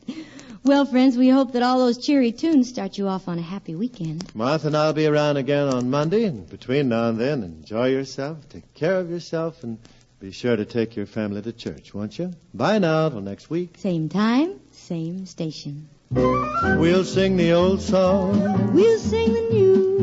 We'll sing the bright songs, and maybe we'll sing the blues on Monday, Tuesday, Wednesday, Thursday, Friday, too. For you, for you, for you.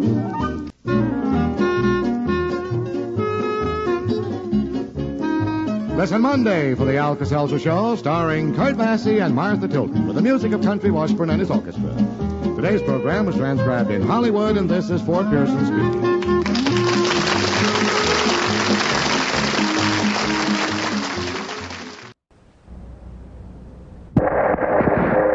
This is John Daly aboard the Peary polar exploring ship Roosevelt, frozen fast in the Arctic ice pack off Cape Sheridan, Grant Land, just about the northernmost reach of land in the Western Hemisphere.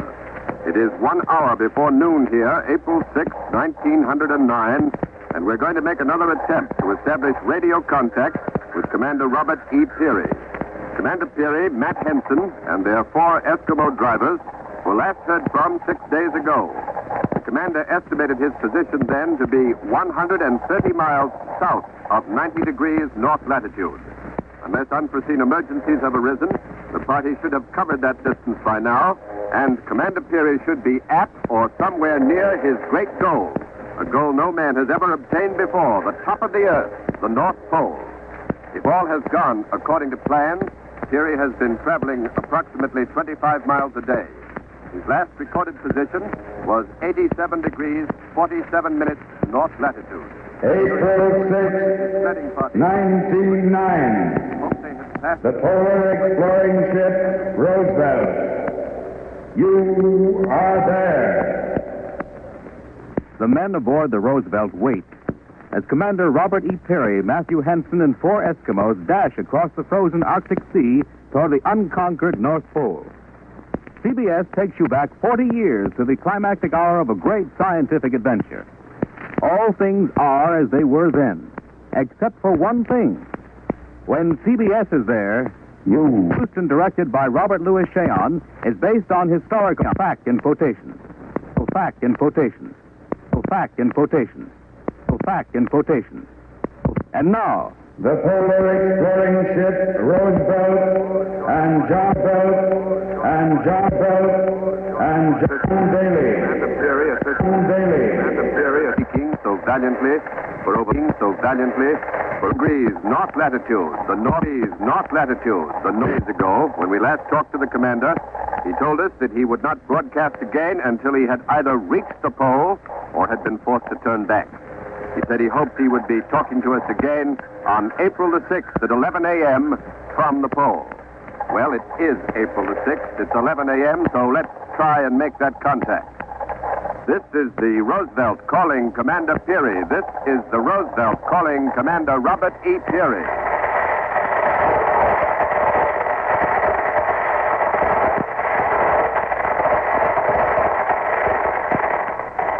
Come in, Commander Peary. Come in, Commander Peary. This is the Roosevelt calling Commander Peary. Come in.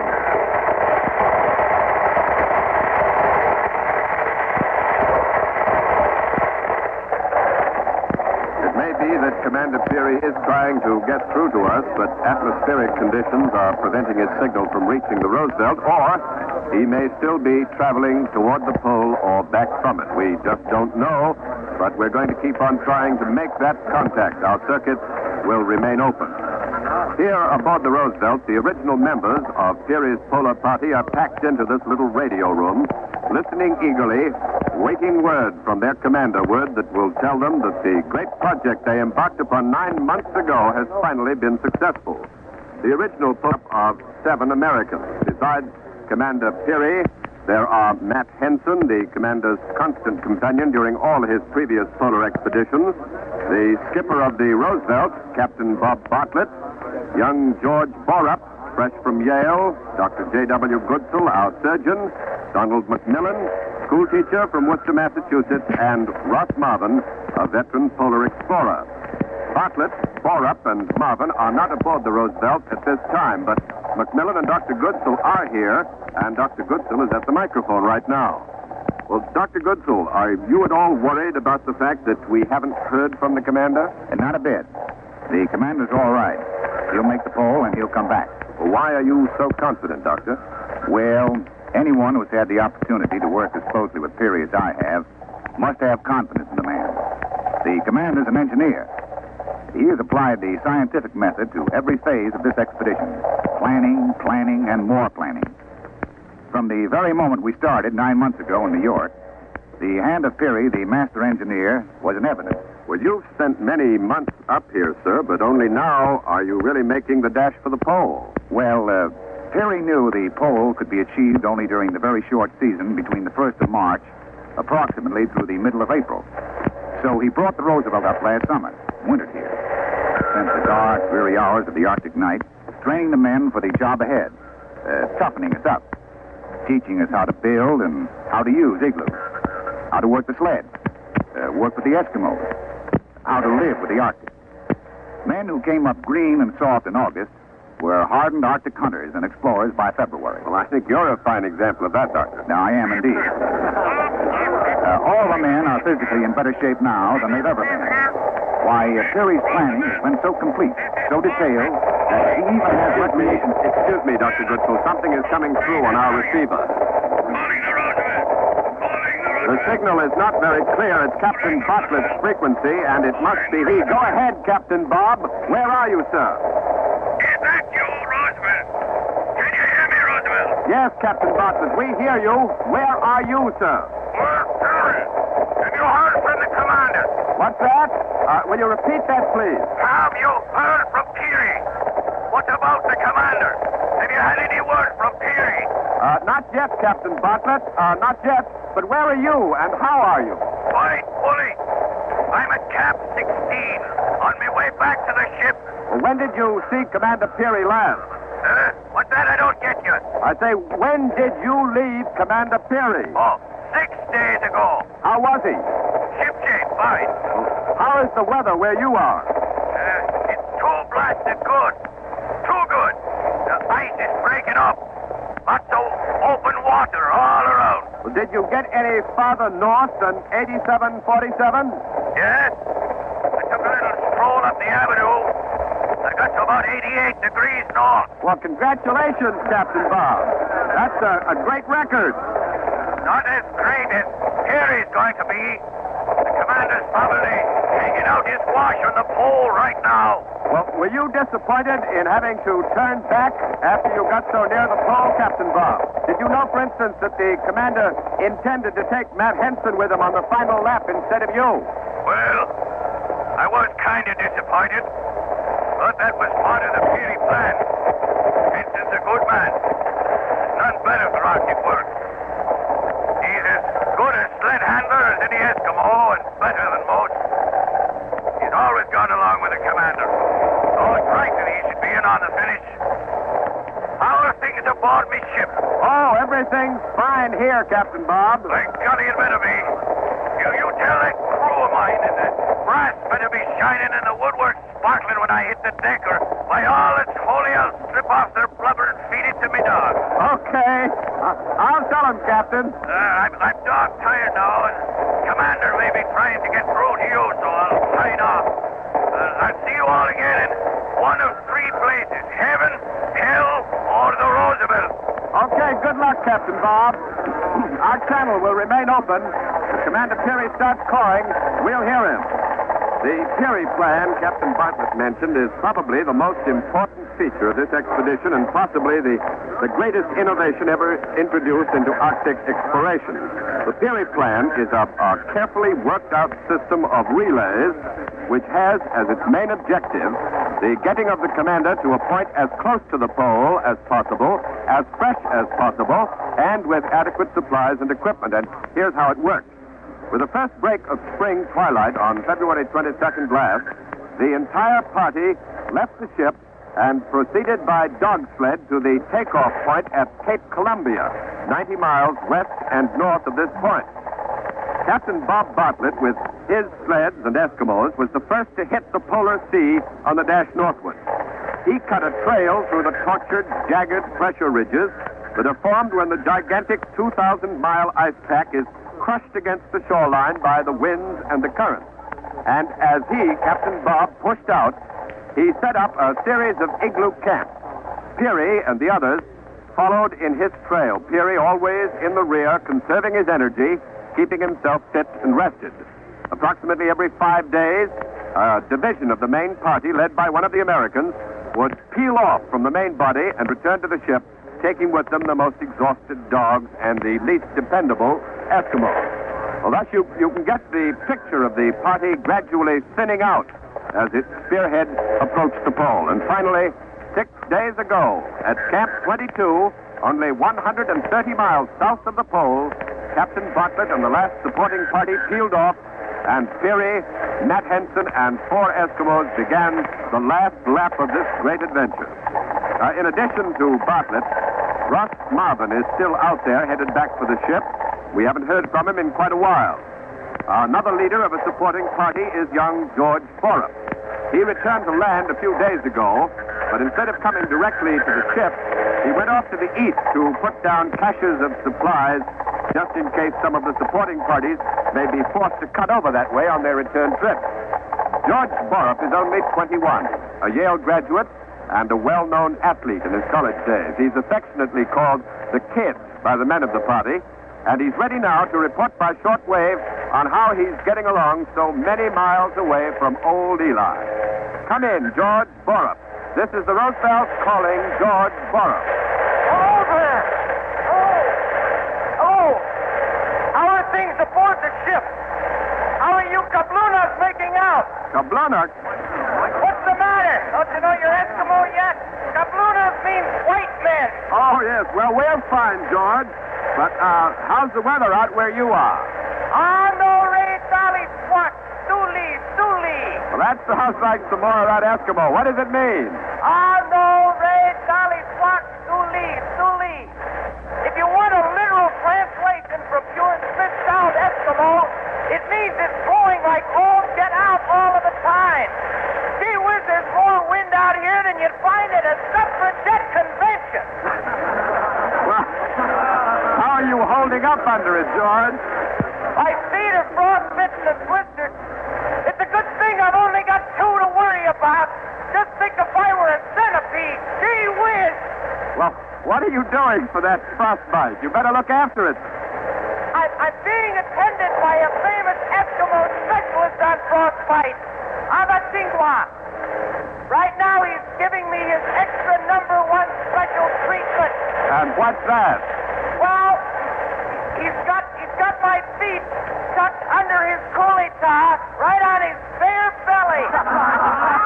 There's no better way to treat frostbite. Matter of fact, I'm beginning to feel him sting now. I guess they'll be okay. Well, we hope so, George. By the way, have you any word from Marvin? No. I thought he'd be aboard ship by now. No, he's not here. I understand that he left the main party only a day after you did. I thought you might have caught up with him. No, I didn't. But don't worry about good old Marvin. He can take care of himself. Hey, listen. You fellas better start getting ready for me. Lay in a 6-month supply of Kapatu Dixua. I know what that is. Steak, biscuits, and coffee. You said it. So start piling it up. I'm going off now. It's too cold to do anything but rest and listen in for word from the commander. Word that spells Bictory. Okay, George Borup. While we've been talking, our circuits have been open, of course, but nothing as yet has come through from Commander Peary. It's just possible that he may be waiting for us to call him in. So let's make another try at raising the commander at or near the pole. This is the Roosevelt calling Commander Peary. Come in, Peary.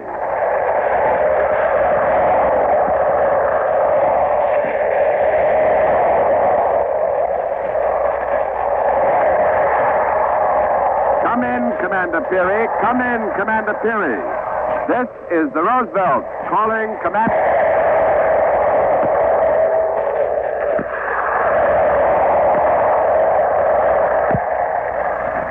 No, there's still no news, but of course we'll keep right on trying.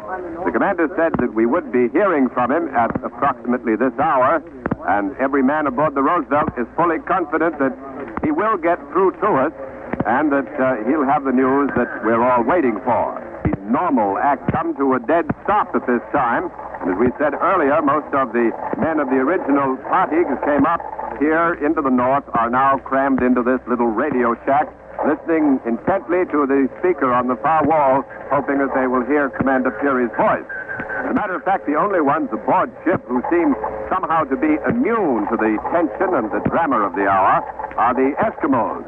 For them, this is just another day. Some of the men are out on hunting trips. The women and the children with us are out on the deck as usual, enjoying the rather balmy weather we're having, a mere 27 degrees below zero.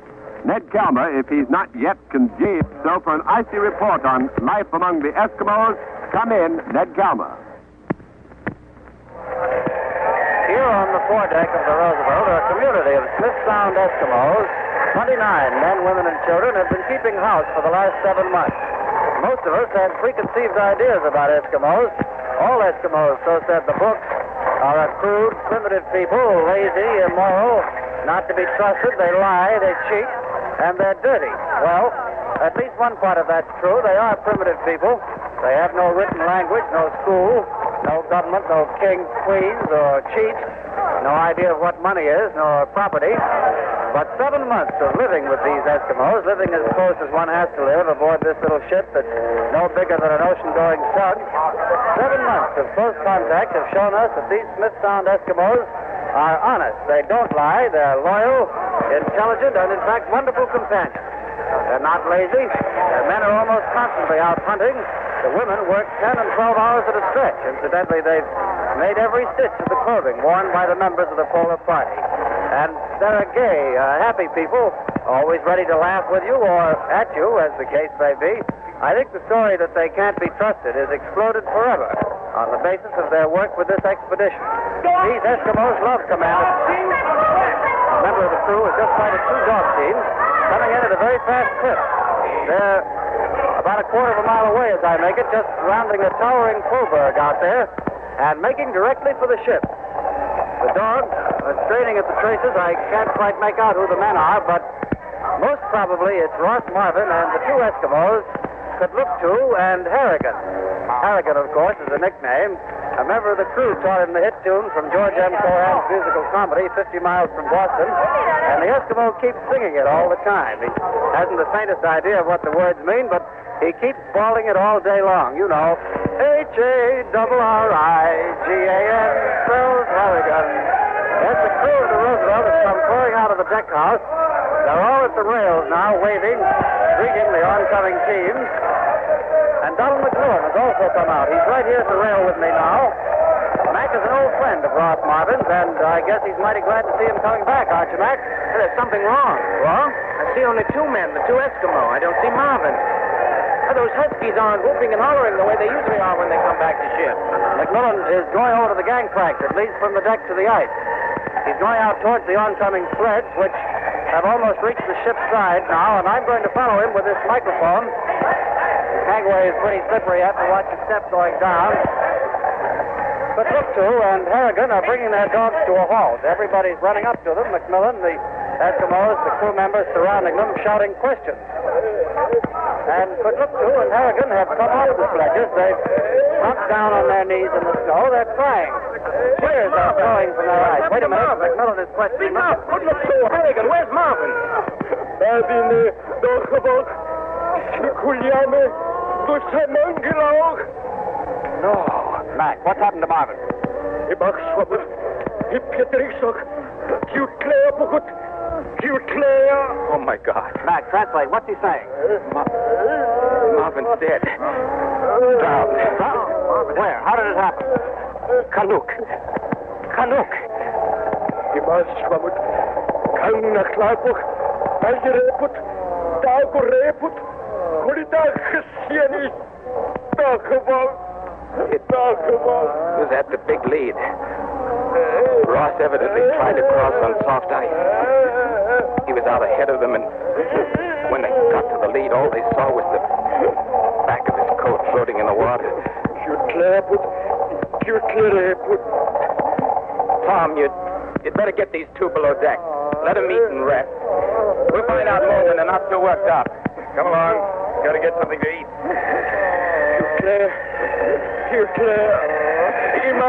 Go ahead, Harrigan. Go with it. It's difficult to express what this means to all of us. Ross Marvin was one of the real dynamos of the party. Tireless, experienced Arctic explorer, a scientist to his fingertips, a gentleman, a wonderful comrade. The tragedy occurred at the Big Lead, a very wide stretch of open water, about 100 miles to the north. It was here that Peary and his men were held up for 4 long days on their dash toward the pole. But it did finally freeze over, and the party were able to get across. However, the new ice, as might be expected, was thin and treacherous, and on the way back, Marvin must have misjudged the thickness of the ice and decided it was safe to cross. These leads, these fissures in the polar sea, are the greatest hazards in all Arctic exploration. You never know. This is Peary calling the Roosevelt. This is John Daly in the radio room of the Roosevelt. We've interrupted deck camera because Commander Peary is calling in. Hear me? This is Peary calling the Roosevelt. This is Peary. Hello. Yes, Commander Peary. Yes, we can hear you. This is the Roosevelt. We hear you, Commander Peary. Yes, hello. Are you at the pole, Commander? Are you at the pole? I don't know. We have just set up our camp.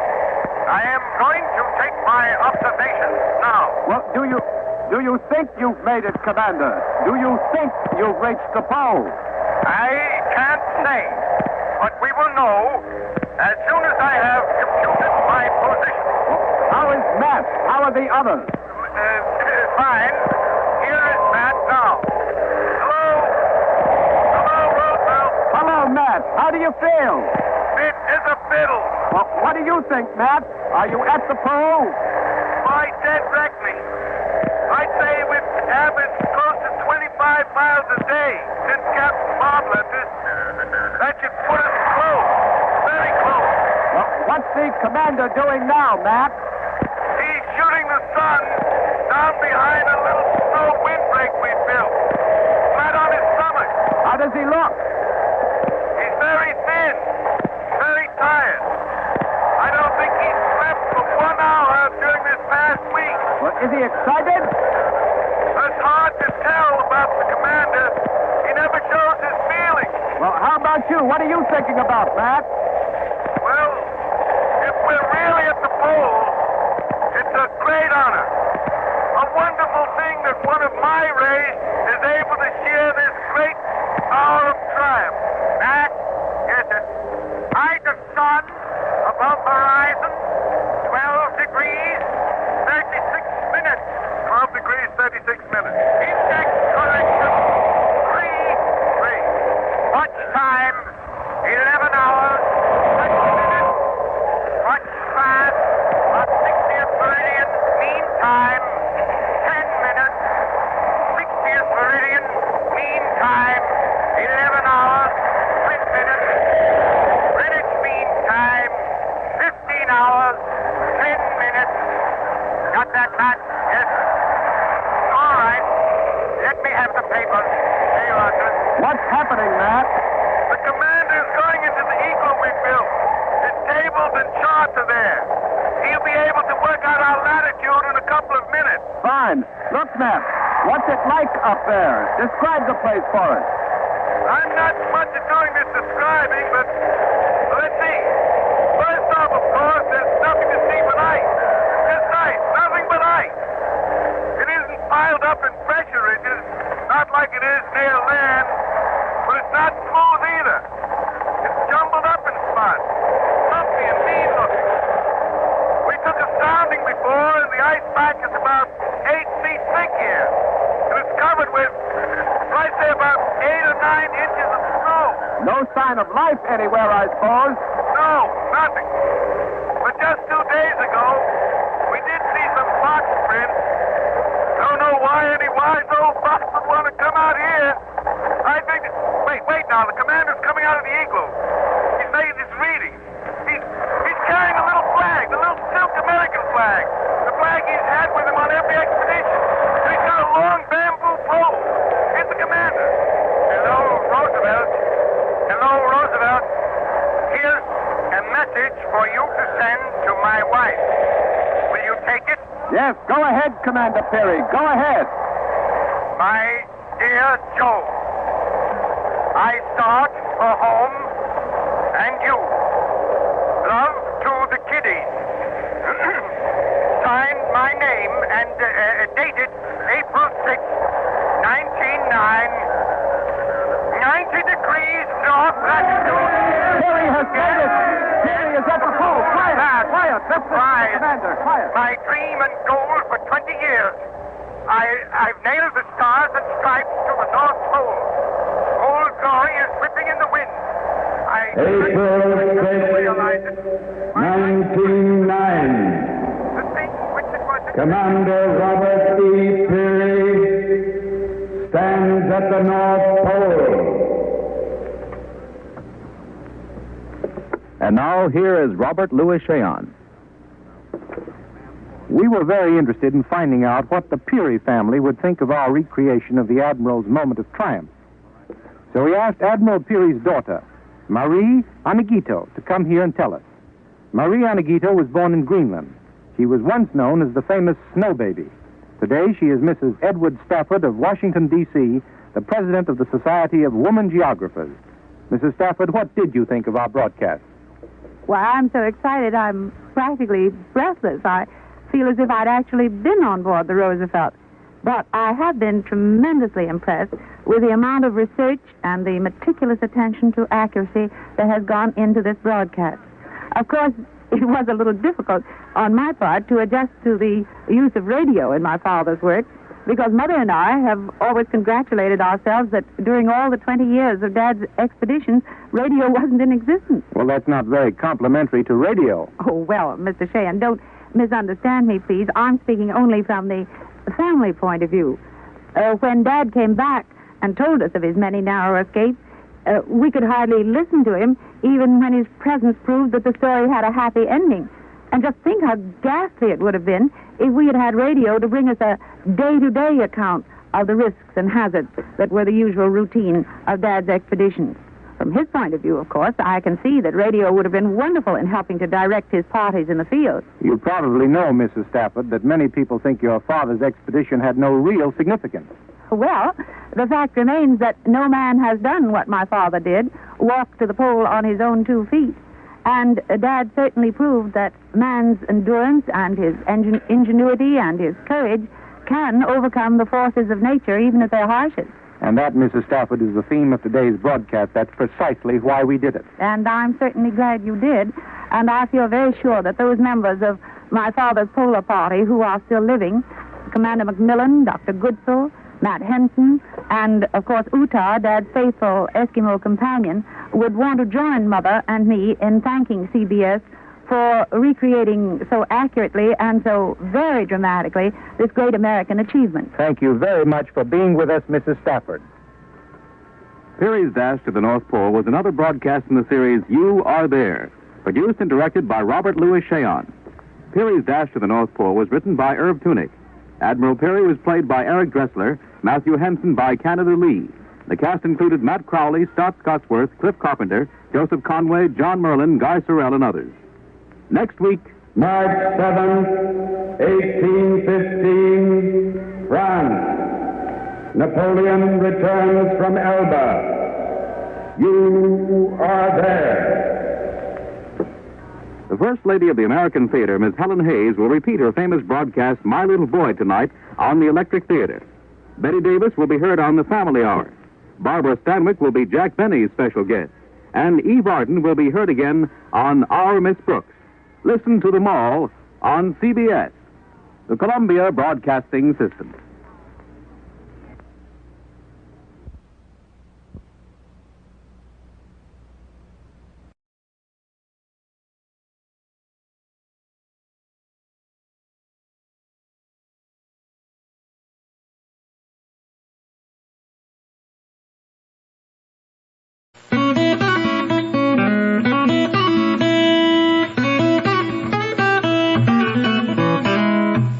Good evening and welcome to Sunday Showcase. I'm Damiano Pietropaolo.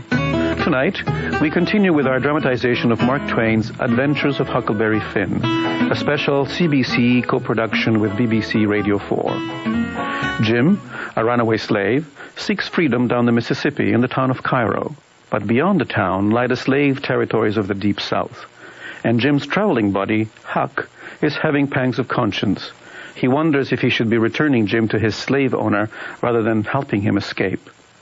Here now is episode 2 of our special presentation of Adventures of Huckleberry Finn, starring Martin Roach and Christopher Jacot.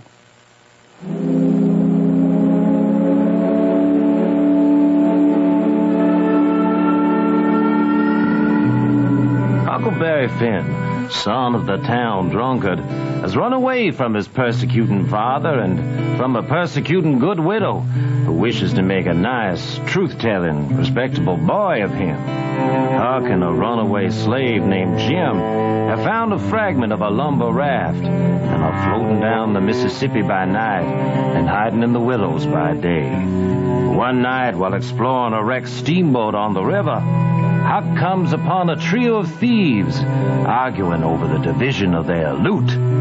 He overhears 2 members of the gang planning to murder the third man. Well, I catched my breath and most fainted. Shut up on a wreck with such a gang as that. But it weren't no time to be sentimental. Jim, we've got to find that boat now before the thieves get it. This deck's too slippery for me, huh? Hang on to the shutters. Well, what do you think I'm doing? Jim, there's the skiff. In a half second, I was in the boat, and Jim come a-tumbling after me. I out with my knife and cut the rope, and away we went. Look, see that light yonder? It's the scoundrels, Jim. They're up on deck looking for the skiff. They know for sure they's in trouble now. After a long time, the rain let up, but the lightning kept whimpering. And by, a flash showed us a black thing ahead floating, and we made for it. It was the raft. Mighty glad was we to get aboard of it again. The skiff was half full of plunder which that gang had stole there on the wreck. We hustled it onto the raft in a pile, and before long, here comes the steamboat sliding along down. A kind of cold shiver went through me, and then I struck out for her. She was very deep, and I see in a minute there weren't much chance for anybody being alive in her. Hello? Anybody there? Anybody hear me?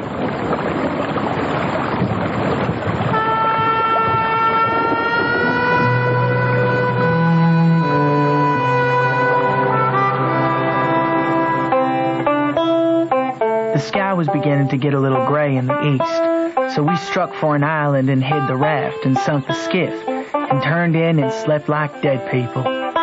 Next morning, we turned over the truck the gang had stole off the wreck and found boots and blankets and a lot of books and a spyglass and 3 boxes of cigars. We had never been this rich before, in neither of our lives. The cigars was prime.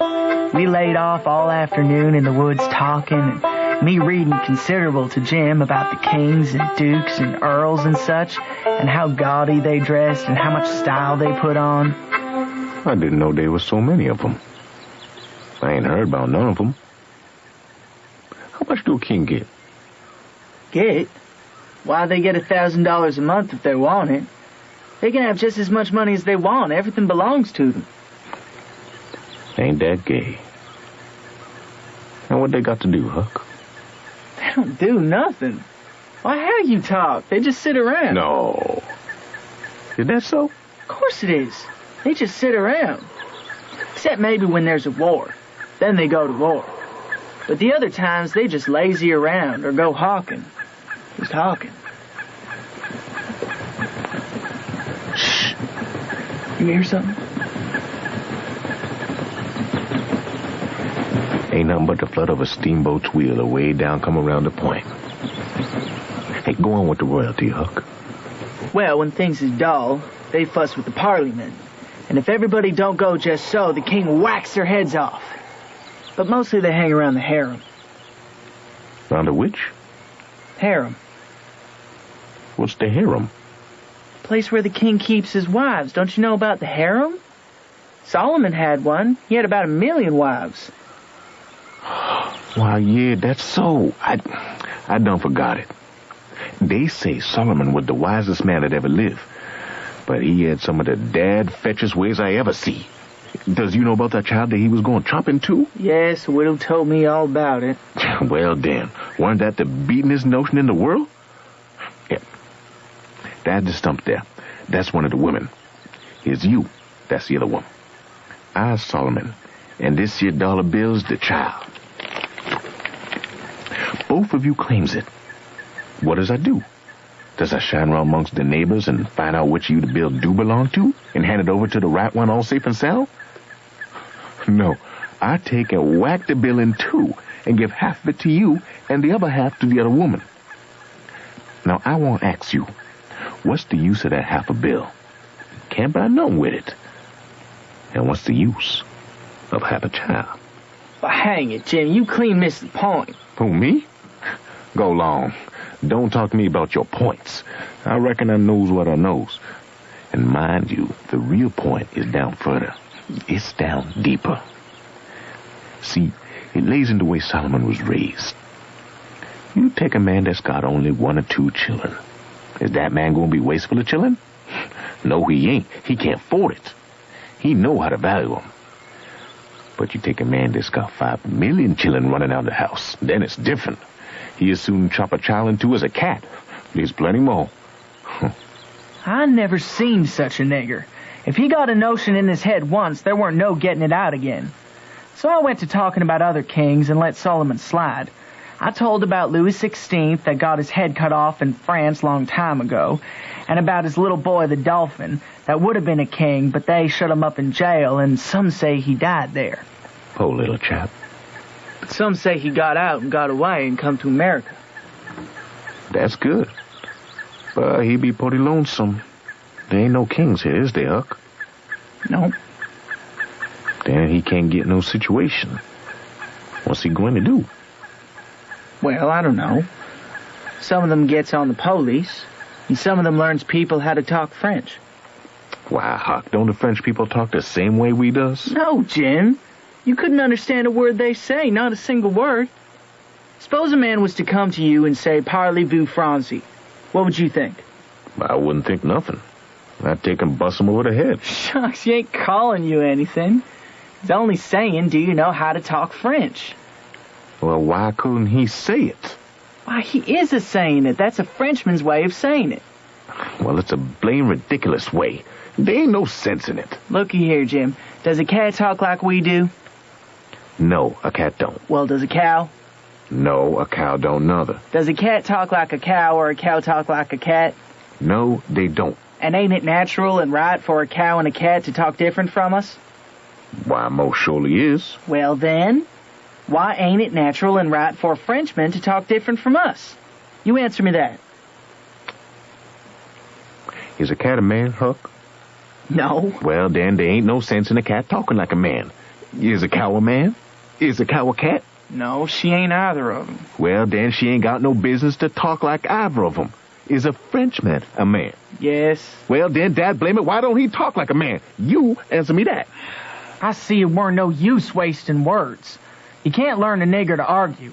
So I quit. Well,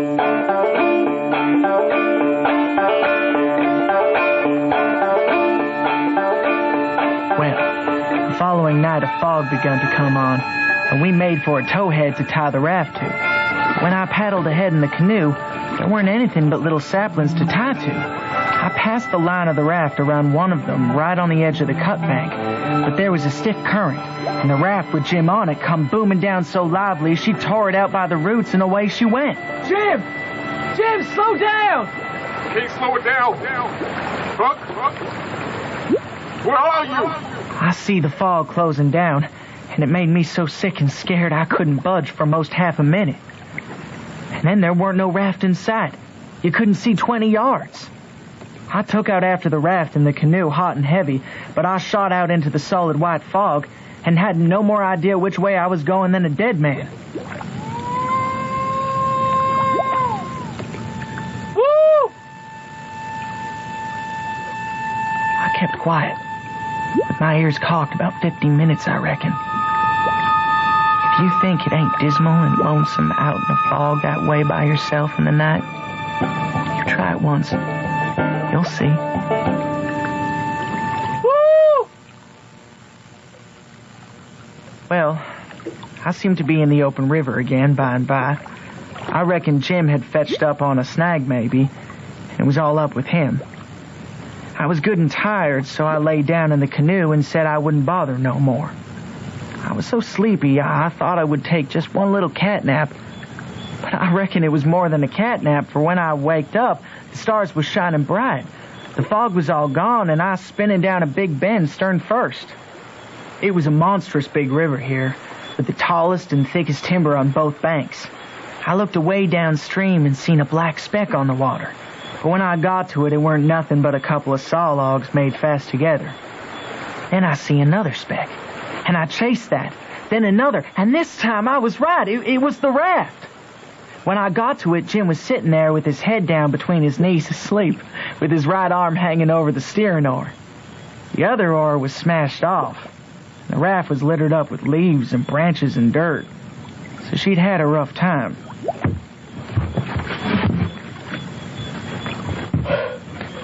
Hello, Jim. I've been asleep. Why didn't you stir me up? Goodness gracious, is that you, Huck? And you ain't dead? You ain't drowned? You's back again. It's too good for true, honey. It's too good for true. What's the matter with you, Jim? Let me look at you, child. Let me feel of you. No, you ain't dead. You's live and sound. Just the same old Huck. Thanks to goodness. You been a drinking, Jim? Drinking? Has I had a chance to be a drinking? Then what makes you talk so wild? How does I talk wild? How? Haven't you been talking about my coming back as if I'd been gone away? Huck Finn, you look me in the eye. Look me in the eye. Ain't you been gone away? Gone away? Ain't been gone anywheres. Where would I go to? Well, looky here, boss. You answer me this. Didn't you tow out the line in the canoe for to make fast to the towhead? No, I didn't. What towhead? I ain't seen no towhead. You ain't seen no towhead? Looky here. Didn't the line pull loose and the raft go a-humming down the river and leave you in the canoe behind in the fog? What fog? Why the fog? And didn't you whoop? And didn't I whoop till we got mixed up in the islands? And didn't I have a terrible time and most get drowned? Well, this is too much for me, Jim. I ain't seen no fog, nor no island, nor no troubles, nor nothing. I've been sitting here talking with you all night till you went to sleep about 10 minutes ago. You must have been dreaming. Dad, fetch it. How's I going to dream all that in 10 minutes? Well, hang it all. You did dream it because there didn't any of it happen. Is that so? In that case, if it's a dream, I must start in and interpret it. Go ahead, Jim. Them towheads was troubles we was going to get into with quarrelsome people and all kinds of mean folks. But if we mind our business and don't aggravate them, Huck, we're going to pull true and get out of the fog and into the big clear river, which is the free states. And there won't be no more trouble. That's well enough, Jim. But what about all these leaves and rubbish? And this smashed door? What do they stand for? Jim looked at the trash and then looked at me and back at the trash again. He had got the dream fixed so strong in his head that he couldn't seem to shake it loose. But when he did get things straightened around, he looked at me steady, without ever smiling. What do they stand for, Huck? I was going to tell you.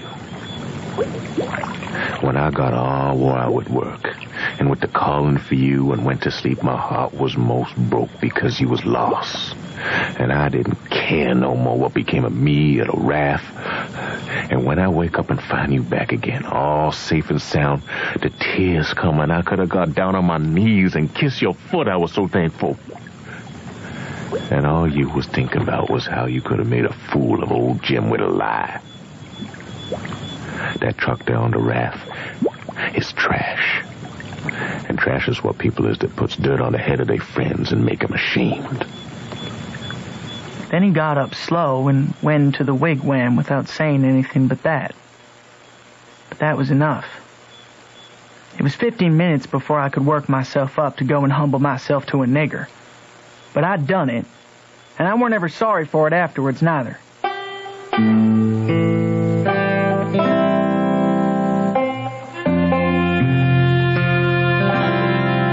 We judged that 3 nights more would fetch us to Cairo at the bottom of Illinois, where the Ohio River comes in, and that was where we was after.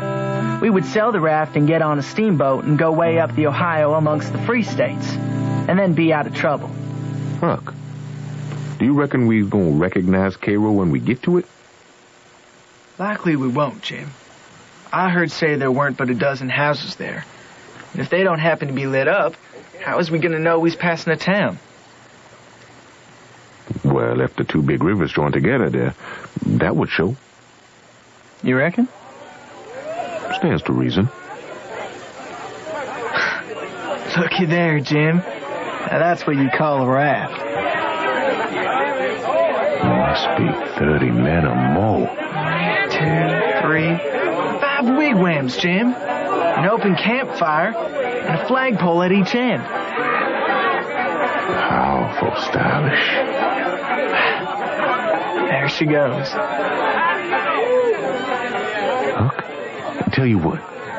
It's such a black night, it won't be no risk for you to swim down to the big raft. And listen, they sure to talk about Cairo. They'll be calculating to go ashore there full spree. Jim could almost always start a good plan when you wanted one. So I shook my rags off and jumped into the river and struck out for the raft slide. By and by, when I got down nearly to her, I eased up and went slow and cautious. But everything was all right. Nobody at the sweeps, so I crawled aboard and inched along and got in amongst some bundles of shingles on the weather side of the fire. There was 13 men on deck there, and a mighty rough-looking lot, too. There was an old woman in our town she did dwell. She loved her husband dearly, but another man twice as well.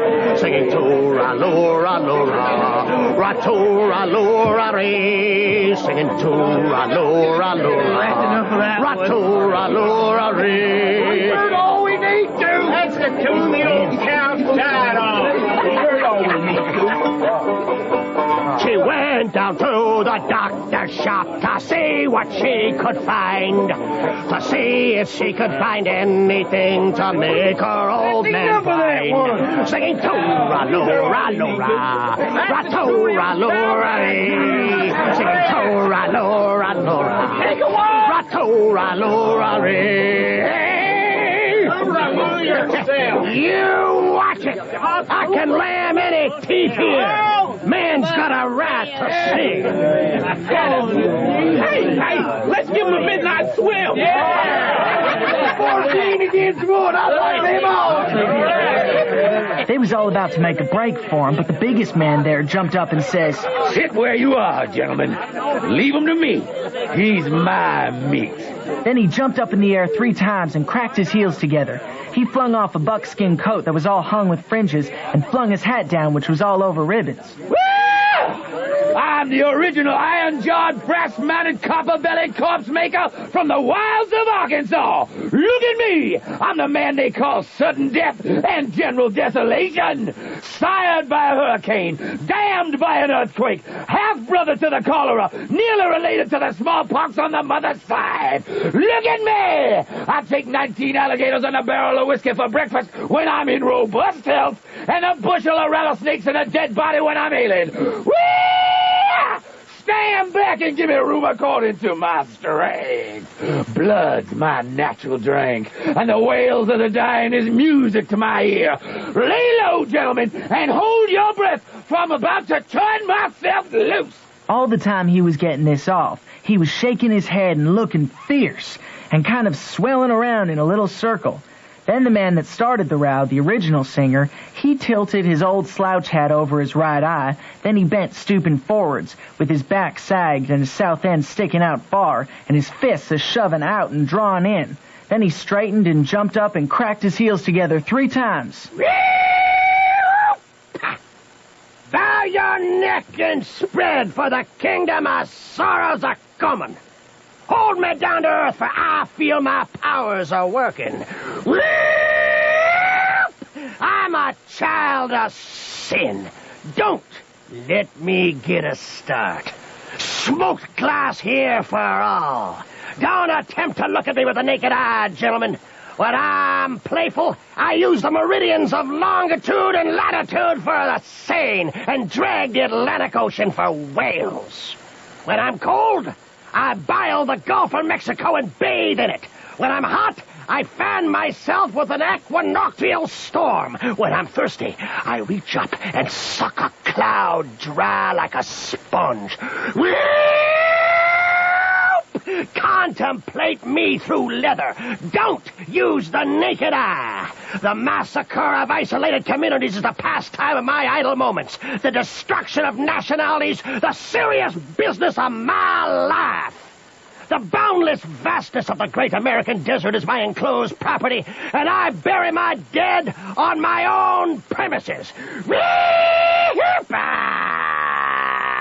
Bow your head and spread, for the pet child of calamities are coming. Then the other one went to swilling around and blowing again. The first one, the one they called Bob. Next, the child of calamity chipped in again, bigger than ever.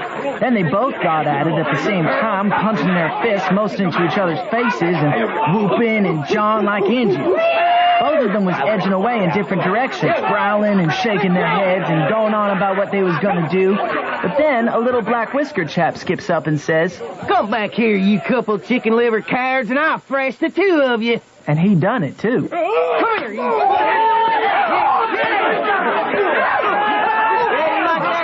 He snatched them, he jerked them this way and that, he booted them around, he knocked them, sprawling faster than they could get up. Why, it weren't 2 minutes till they begged like dogs. Well, it was a perfect powwow for a while. Bob and the child had red noses and black eyes when they got through. Come on, you 2.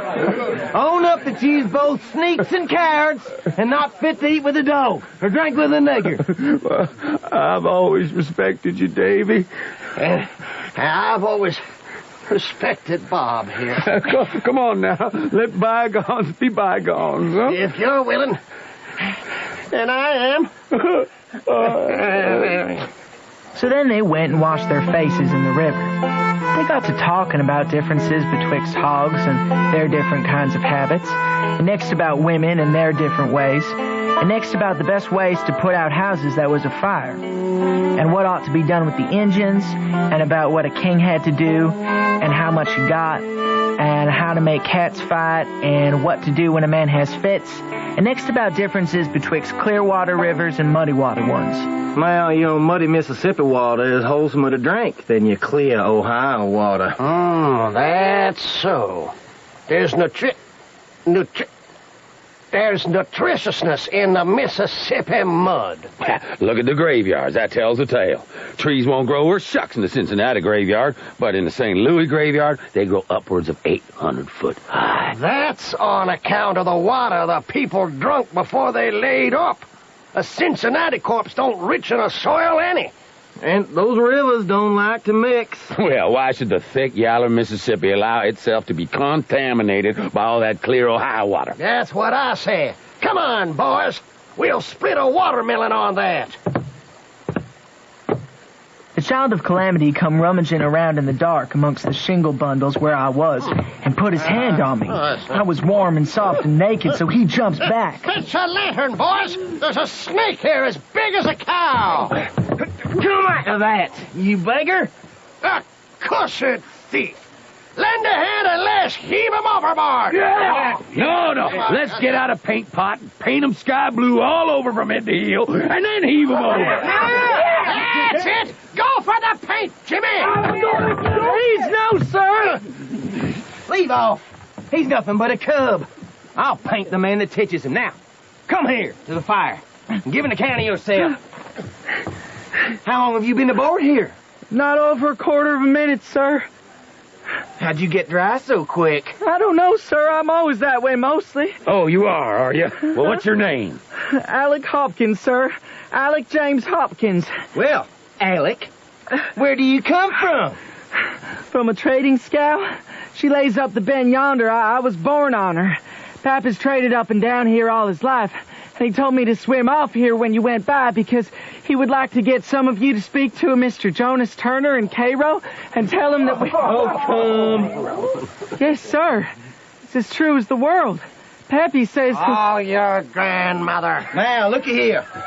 You're scared, and so you talk wild. Honest now, do you live in a scow, or is it a lie? Yes, sir. In a scow. But I wasn't born in her. It's our first trip. Now you're talking. What'd you come aboard here for? To steal? No, sir. It was only to get a ride on the raft. All boys does that. Well, we know that. But what did you hide for? Sometimes they drive the boys off. So they do. They might steal. Looky here. If we let you off this time, will you keep out of these kind of scrapes hereafter? Oh, deed I will, boss. You try me. All right, then. Overboard with you. Blast it, boy. Some rascalman would rawhide you till you were black and blue. I didn't wait to kiss goodbye. I went overboard and broke for shore. When Jim come along by and by, the big raft was away out of sight around the point. I swum out and got aboard our little raft and was mighty glad to see home again.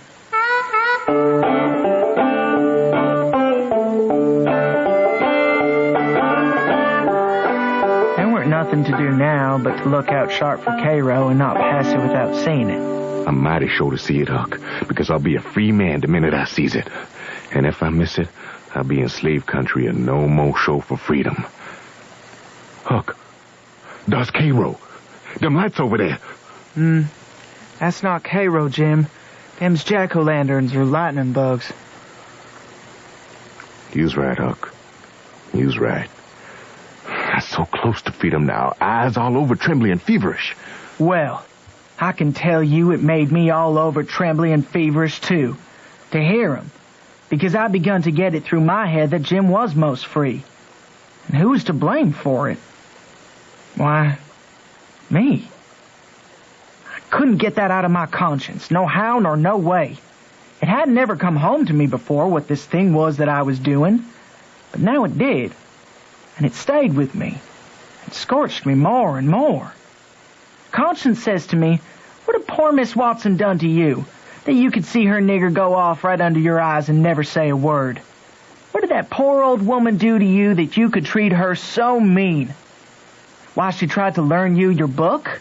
She tried to learn you your manners. She tried to be good to you every way she learned how. That's what she done. I fidgeted up and down the raft, abusing myself to myself. And Jim was fidgeting up and down past me every time he danced around and says, "That's Cairo." It went through me like a shot. I thought if it was Cairo, I reckon I would die of miserableness. First things I was going to do when I get to a free state, I was going to save up my money, never spend one single cent. And then when I gets enough, I was going to buy my wife. She's on a farm close to Miss Watson's. And then we both going to get work and buy 2 children, boy and a girl. And if the master won't sell them, we's going to get an abolitionist to go and steal them. It most froze me to hear such talk.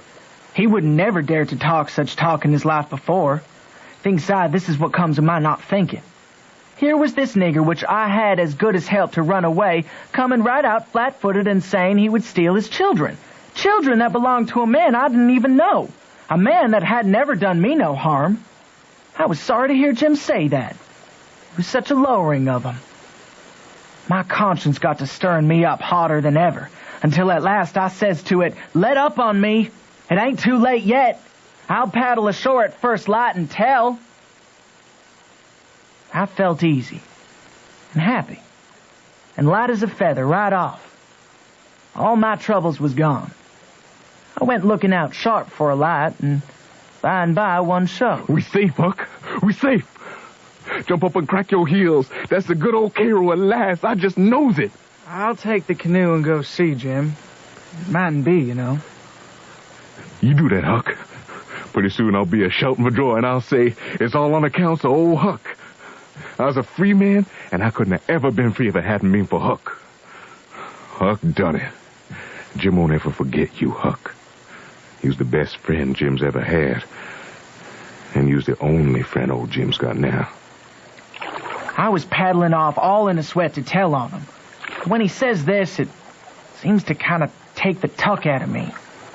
When I was 50 yards out, Jim says, there you goes. The old true Huck. The only white gentleman that ever kept his promise to old Jim. Well, I just felt sick. But I says, I gotta do it. I can't get out of it. Right then along come a skiff with 2 men in it, with guns. And they stopped, and I stopped. You there! What's that yonder? A piece of a raft. Do you belong on it? Yes, sir. Any man on it? Only one, sir. Well, there's 5 niggers run off tonight up yonder above the head of the bend. Is your man white or black? He's white. Well, I reckon we'll go and see for ourselves. Oh, I wish you would, because it's Pop that's there. And maybe you'll help me tow the raft ashore where the light is. He's sick, and so is Ma'am and Mary Ann. Oh, the devil! We're in a hurry, boy, but I suppose we've got to. Oh, Pep will be mighty much obliged to you. I can tell you. Everybody goes away when I want them to help me tow the raft ashore. Say, boy, what's the matter with your father? It's the, well, it ain't nothing much. Boy, that's a lie. Now, what is the matter with your pap? Answer up square now. I will, honest. But don't leave us, please. It's the... Gentlemen, if you'll only let me heave you the headline, you won't have to come near the raft, but please do. Set her back, John, set her back! Keep away, boy, keep the lure. Confound it, your pap's got the smallpox, and you know it fresh as well. Why didn't you come out and say so? Well, I've told everybody before, and they just went away and left us. Oh, the poor devil. There's something in that. We are right down sorry for you, but well, hang it, we don't want the smallpox, see? Look here, I'll tell you what to do. You float along down about 20 miles, and you'll come to a town on the left-hand side of the river. But when you ask for help, you tell them your folks are all down with the chills and fever. Here, I'll put a $20 gold piece on this here board, and you'll get it when it floats by. Hold on there, Parker. Here's 20 to put on the board for me. Goodbye, boy. If you see any runaway niggers, you get help and nab them. You can make some money by it. Goodbye, sir. I won't let no runaway niggers get by me if I can help it. I got aboard the raft feeling bad and low, because I knowed very well I had done wrong. And I see it weren't no use for me to try to learn to do right. A body that don't get started right when he's little ain't got no show. Then I thought a minute and says to myself, hold on, suppose you'd have done right and give Jim up.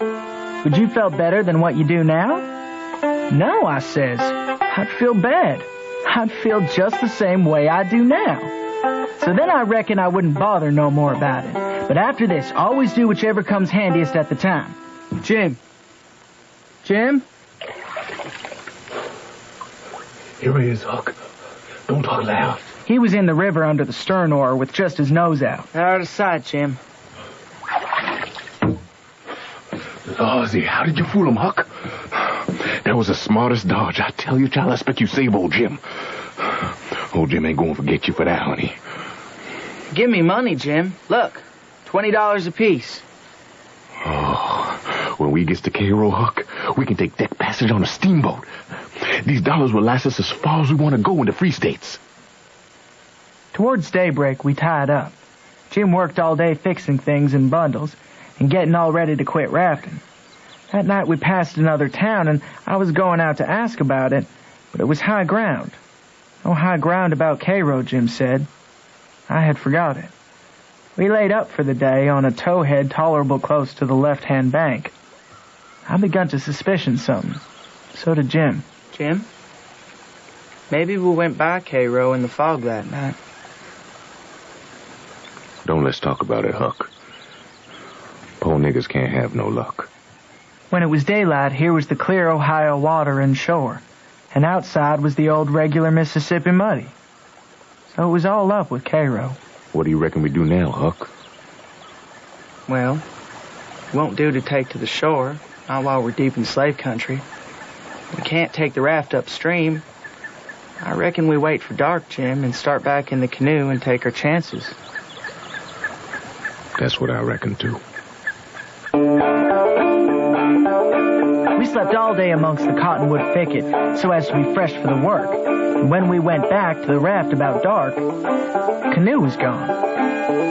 We didn't say a word for a good while. But by and by, we found there weren't no way but just to go along down with the raft till we got a chance to buy a canoe to go back in. Well, the night got gray and rather thick, which is the next meanest thing to fog.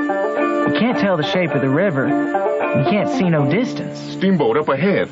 Light the lantern, Jim. She's bound to see us. Lantern's lit, Huck. Lordy, she's aiming right at us. Often they do that, Jim. Trying to see how close she can come without touching. She's going to touch us if she don't slow down. Trying to shave us. She'll bite off one of the oars, then the pilot will stick his head out and laugh at us. And he'll think he's mighty smart. She's not a-shaving us, Huck. I don't think she's seen us. She was a big one. And she was coming in a hurry, too. Looking like a black cloud with rows of glowworms round it. All of a sudden, she bulged out, big and scary, with a long row of wide-open furnace doors shining like red-hot teeth, and her monstrous bows and guards hanging right over us.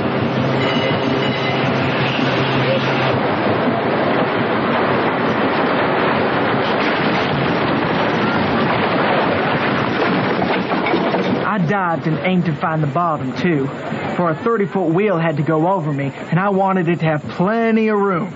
I could always stay underwater a minute. This time, I reckon I stayed under a minute and a half. Then I bounced for the top in a hurry, for I was nearly busted. Of course, that boat started her engines again 10 seconds after she stopped them, but they never cared much for raftsmen. Jim! Jim! Jim, can you hear me?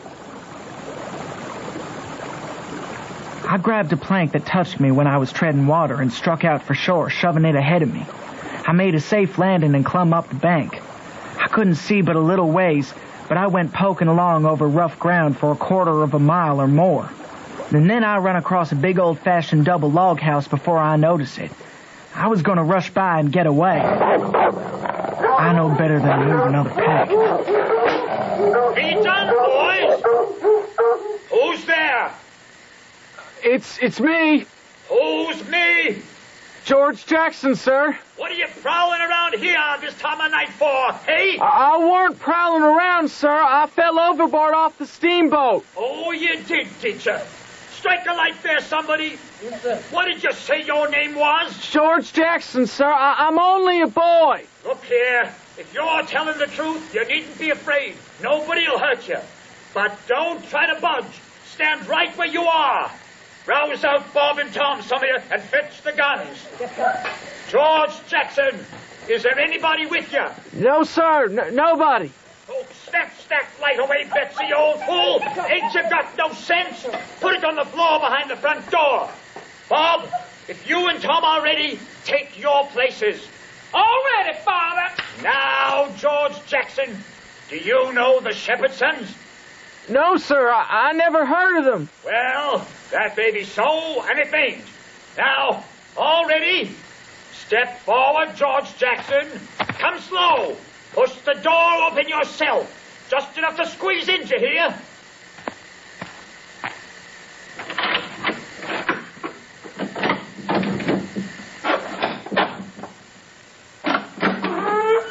There. That's enough. Put your head in. The candle was on the floor, and there they all was, looking at me at them. 3 big men with guns pointed at me, which made me wince, I tell you. The oldest, gray and about 60, and the other 2 30 or more. All of them fine and handsome, and the sweetest old gray-headed lady, and back of her 2 young women which I couldn't see right well. There. I reckon it's all right. Come into the parlor.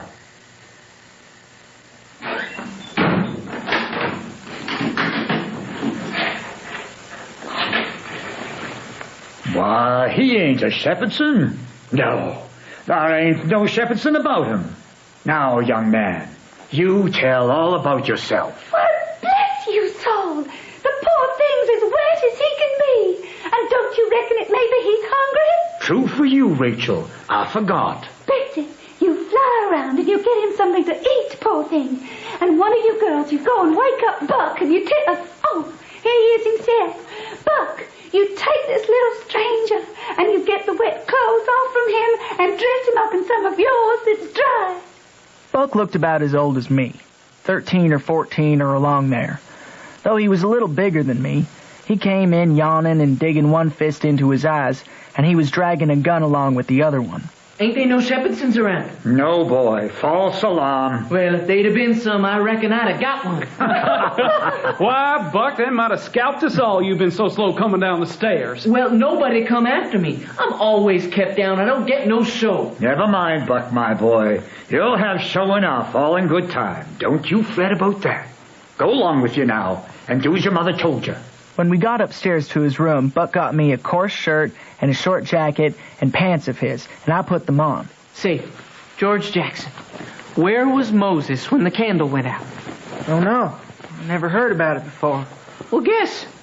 Well, which candle? Why, any candle. Where was Moses? I don't know. Where was he? Why, he was in the dark. That's where he was. Well, if you knowed where he was, why'd you ask me for? What, blame it? It's a riddle, don't you see?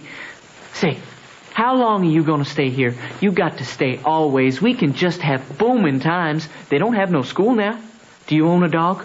I've got a dog, and he'll go in the river and bring out chips that you throw in. Are you ready? All right, come along, old boss. Cold corn pone, cold corned beef, butter and buttermilk. That is what they had for me down there, and there ain't nothing better that I've ever come across yet.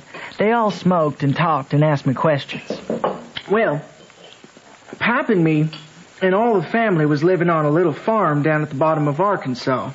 And my sister Mary Ann run off and got married and never was heard of no more. And Bill went to hunt them, and he weren't heard of no more.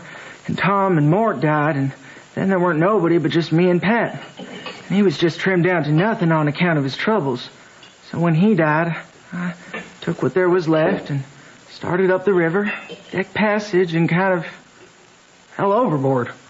Well, George, my boy, that's a mighty sad story. And you can have a home here with us as long as you want it. There was another clan of aristocracy around there, 5 or 6 families of the name of Shepherdson. They was as high-toned and well-born and rich and grand as the tribe of Grangerfords. One day, Buck and me was away out in the woods hunting. Quick, George, jump for cover. It's Harney Shepherdson, ain't it, Buck? Quiet. Darn, missed. Shot off his hat, Buck. No need to rub it in. Buck, he's coming this way. Oh, come on, run.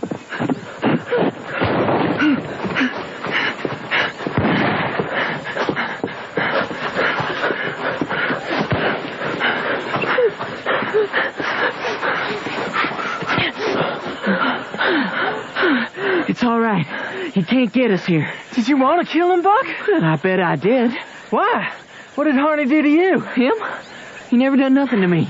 Well then, why'd you want to kill him for? Why, nothing. Only it's on account of the feud. What's a feud? Why, where was you raised? Don't you know what a feud is?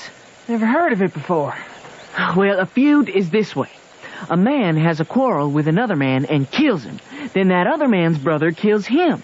And then the other brothers on both sides goes for one another. Then the cousins chip in, and by everybody's killed off and there ain't no more feud.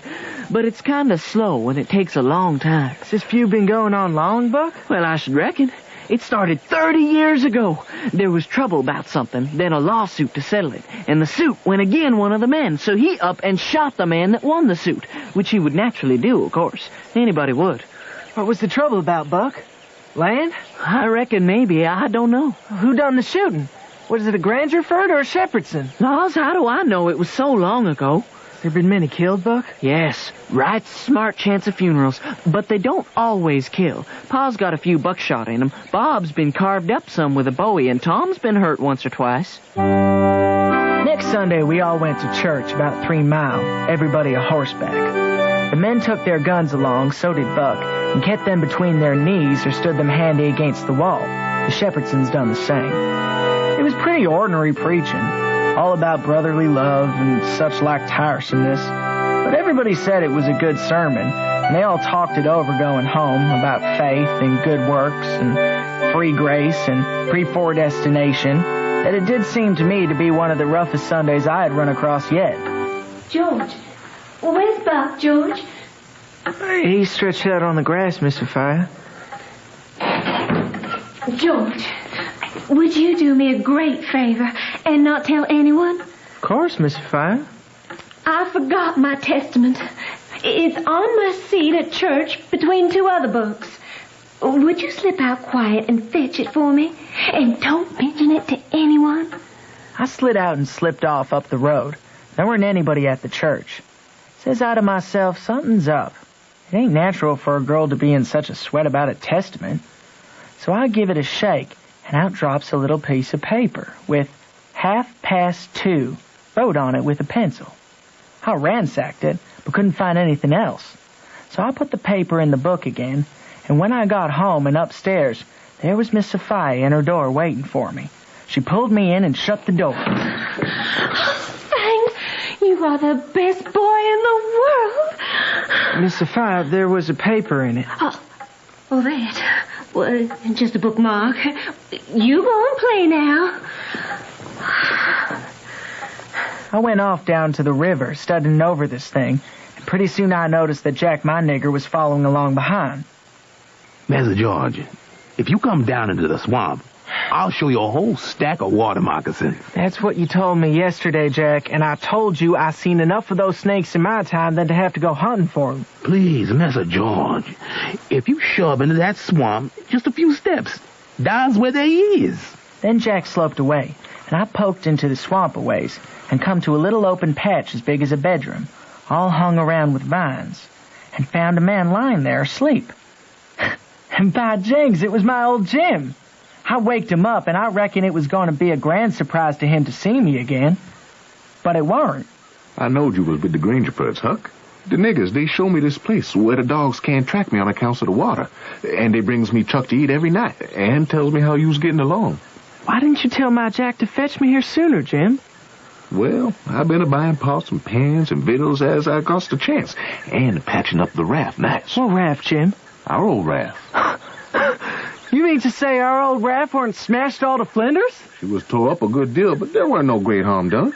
She all fixed up again, most good as new. We can light out again whenever you was ready. I don't want to talk much about the next day. I waked up about dawn when I noticed how still it was. Didn't seem to be anybody stirring. Next I noticed that Buck was up and gone. Jack! What's going on, Jack? Where is everyone? Don't you know, Master George? Miss Sophia run off to get married to that young Harney Shepherdson. The family found it out about half hour ago, and I tell you, such another hurrying up of guns and horses you ain't never see. I reckon there's going to be mighty rough times. I took up the river road as hard as I could put. When I come inside of the log store where the steamboats land, I worked along under the trees till I got to a good place, and then I clumb up into the forks of a cottonwood that was out of reach and watched.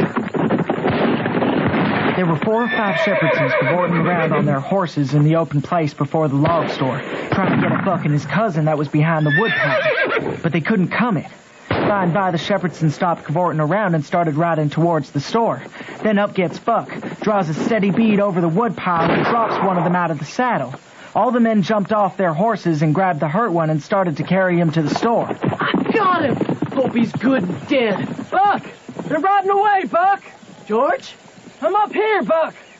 You watch out sharp, George. Those men won't be gone long. Me and Cousin Joe will make up for this day yet. Father's killed, and Bob and Tom and 2 or 3 Shepherdsons. They laid for us in ambush. Cousin Joe and I will finish them off, don't you worry. Buck, what about Harney and Miss Sophia? They got across the river. They're safe. I should have shot Harney dead that day in the woods, George. I should have blowed his head off. Buck, the Shepherdsons behind you! The boys jumped to the river, both of them hurt. I ain't gonna tell all that happened. It would make me sick again if I was to do that. I wished I had never come ashore that night to see such things. I ain't never gonna get shut of them. Lots of times I dream about them.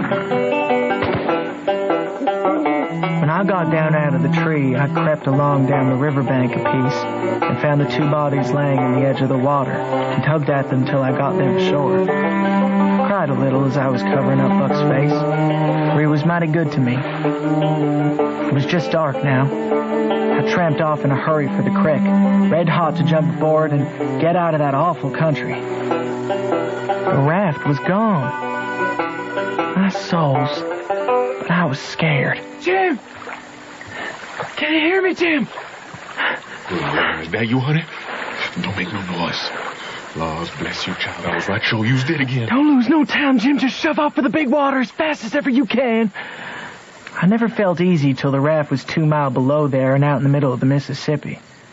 It's lovely to live on a raft. We had the sky up there all speckled with stars, and we used to lay on our backs and look up at them. What do you reckon, Jim? Were the stars made, or they only just happened? I reckon they was made. I think they happened, because it would have took too long to make so many. Well, the moon could have laid them. Think so? Mm-hmm. Well, I reckon that's reasonable. I've seen a frog lay most as many eggs. Huck, see that? Falling star, Jim. Streaking down. I reckon that's a spoiled star. So it got hoed out of the nest. One morning about daybreak, I found a canoe and crossed over a chute to the main shore and paddled about a mile up a creek amongst the cypress woods to see if I couldn't get some berries. Well, here comes a couple of men tearing up the path as tight as they could foot it. I thought I was a goner, for whenever anybody was after anybody, I judged it was me, or maybe Jim. I was about to dig out from there in a hurry. You there! Save us! We beg you! Help us! We ain't done nothing! They're after us, please! Wait down to me and get in! They done it, and as soon as they was aboard the canoe, I lit out for our towhead. By the time we had left a mile of woods behind us and struck the river, we could hardly hear the dogs anymore. You'll be safe in these cottonwoods. This is our raft. We can take you downriver. Oh, bless you. Oh, mighty kind, mighty kind. Who they, Huck? Don't know, Jim. You're being chased up near the creek. I don't like it, Huck. I don't like it one bit. You'll be okay, Jim. What you gonna tell them about me? I'll think of something. It ain't safe, Huck. With these 2 rum-looking characters here, you and me ain't safe no more.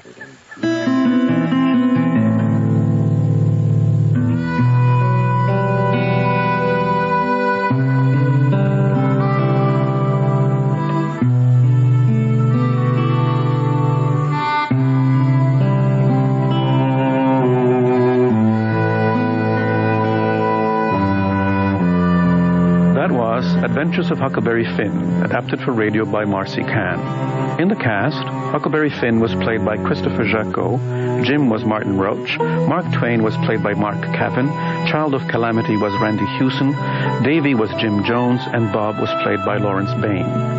Also heard were Wally Michaels as Colonel Grangerford, Nicky Guadagni as his wife, Buck was played by Amos Crawley, the Duke was James Key, and the King was played by Dennis O'Connor. Also in the cast, Jack Nicholson, Wayne Ward, Sean Matheson, Barbara Barnes, and Roy Lewis. The music was composed by John Roby, who also played the banjo. Script editor was Dave Carley, the casting director was Julia Tate, recording engineer was Greg DeClute, sound effects were by Wayne Richards. Associate producers were Michelle Parisi for the CBC and Eugene Murphy for the BBC. Toronto producers were Greg DeClute and Linda Grierson. Adventures of Huckleberry Finn was directed in Toronto by BBC director Ned Chaillet. Executive producer for Canada was Damiano Pietropaolo. Thanks for joining us here at Sunday Night with Old Time Radio. We'll be here next week, 21 January 2024, and we hope that you'll join us. Until then, sleep tight.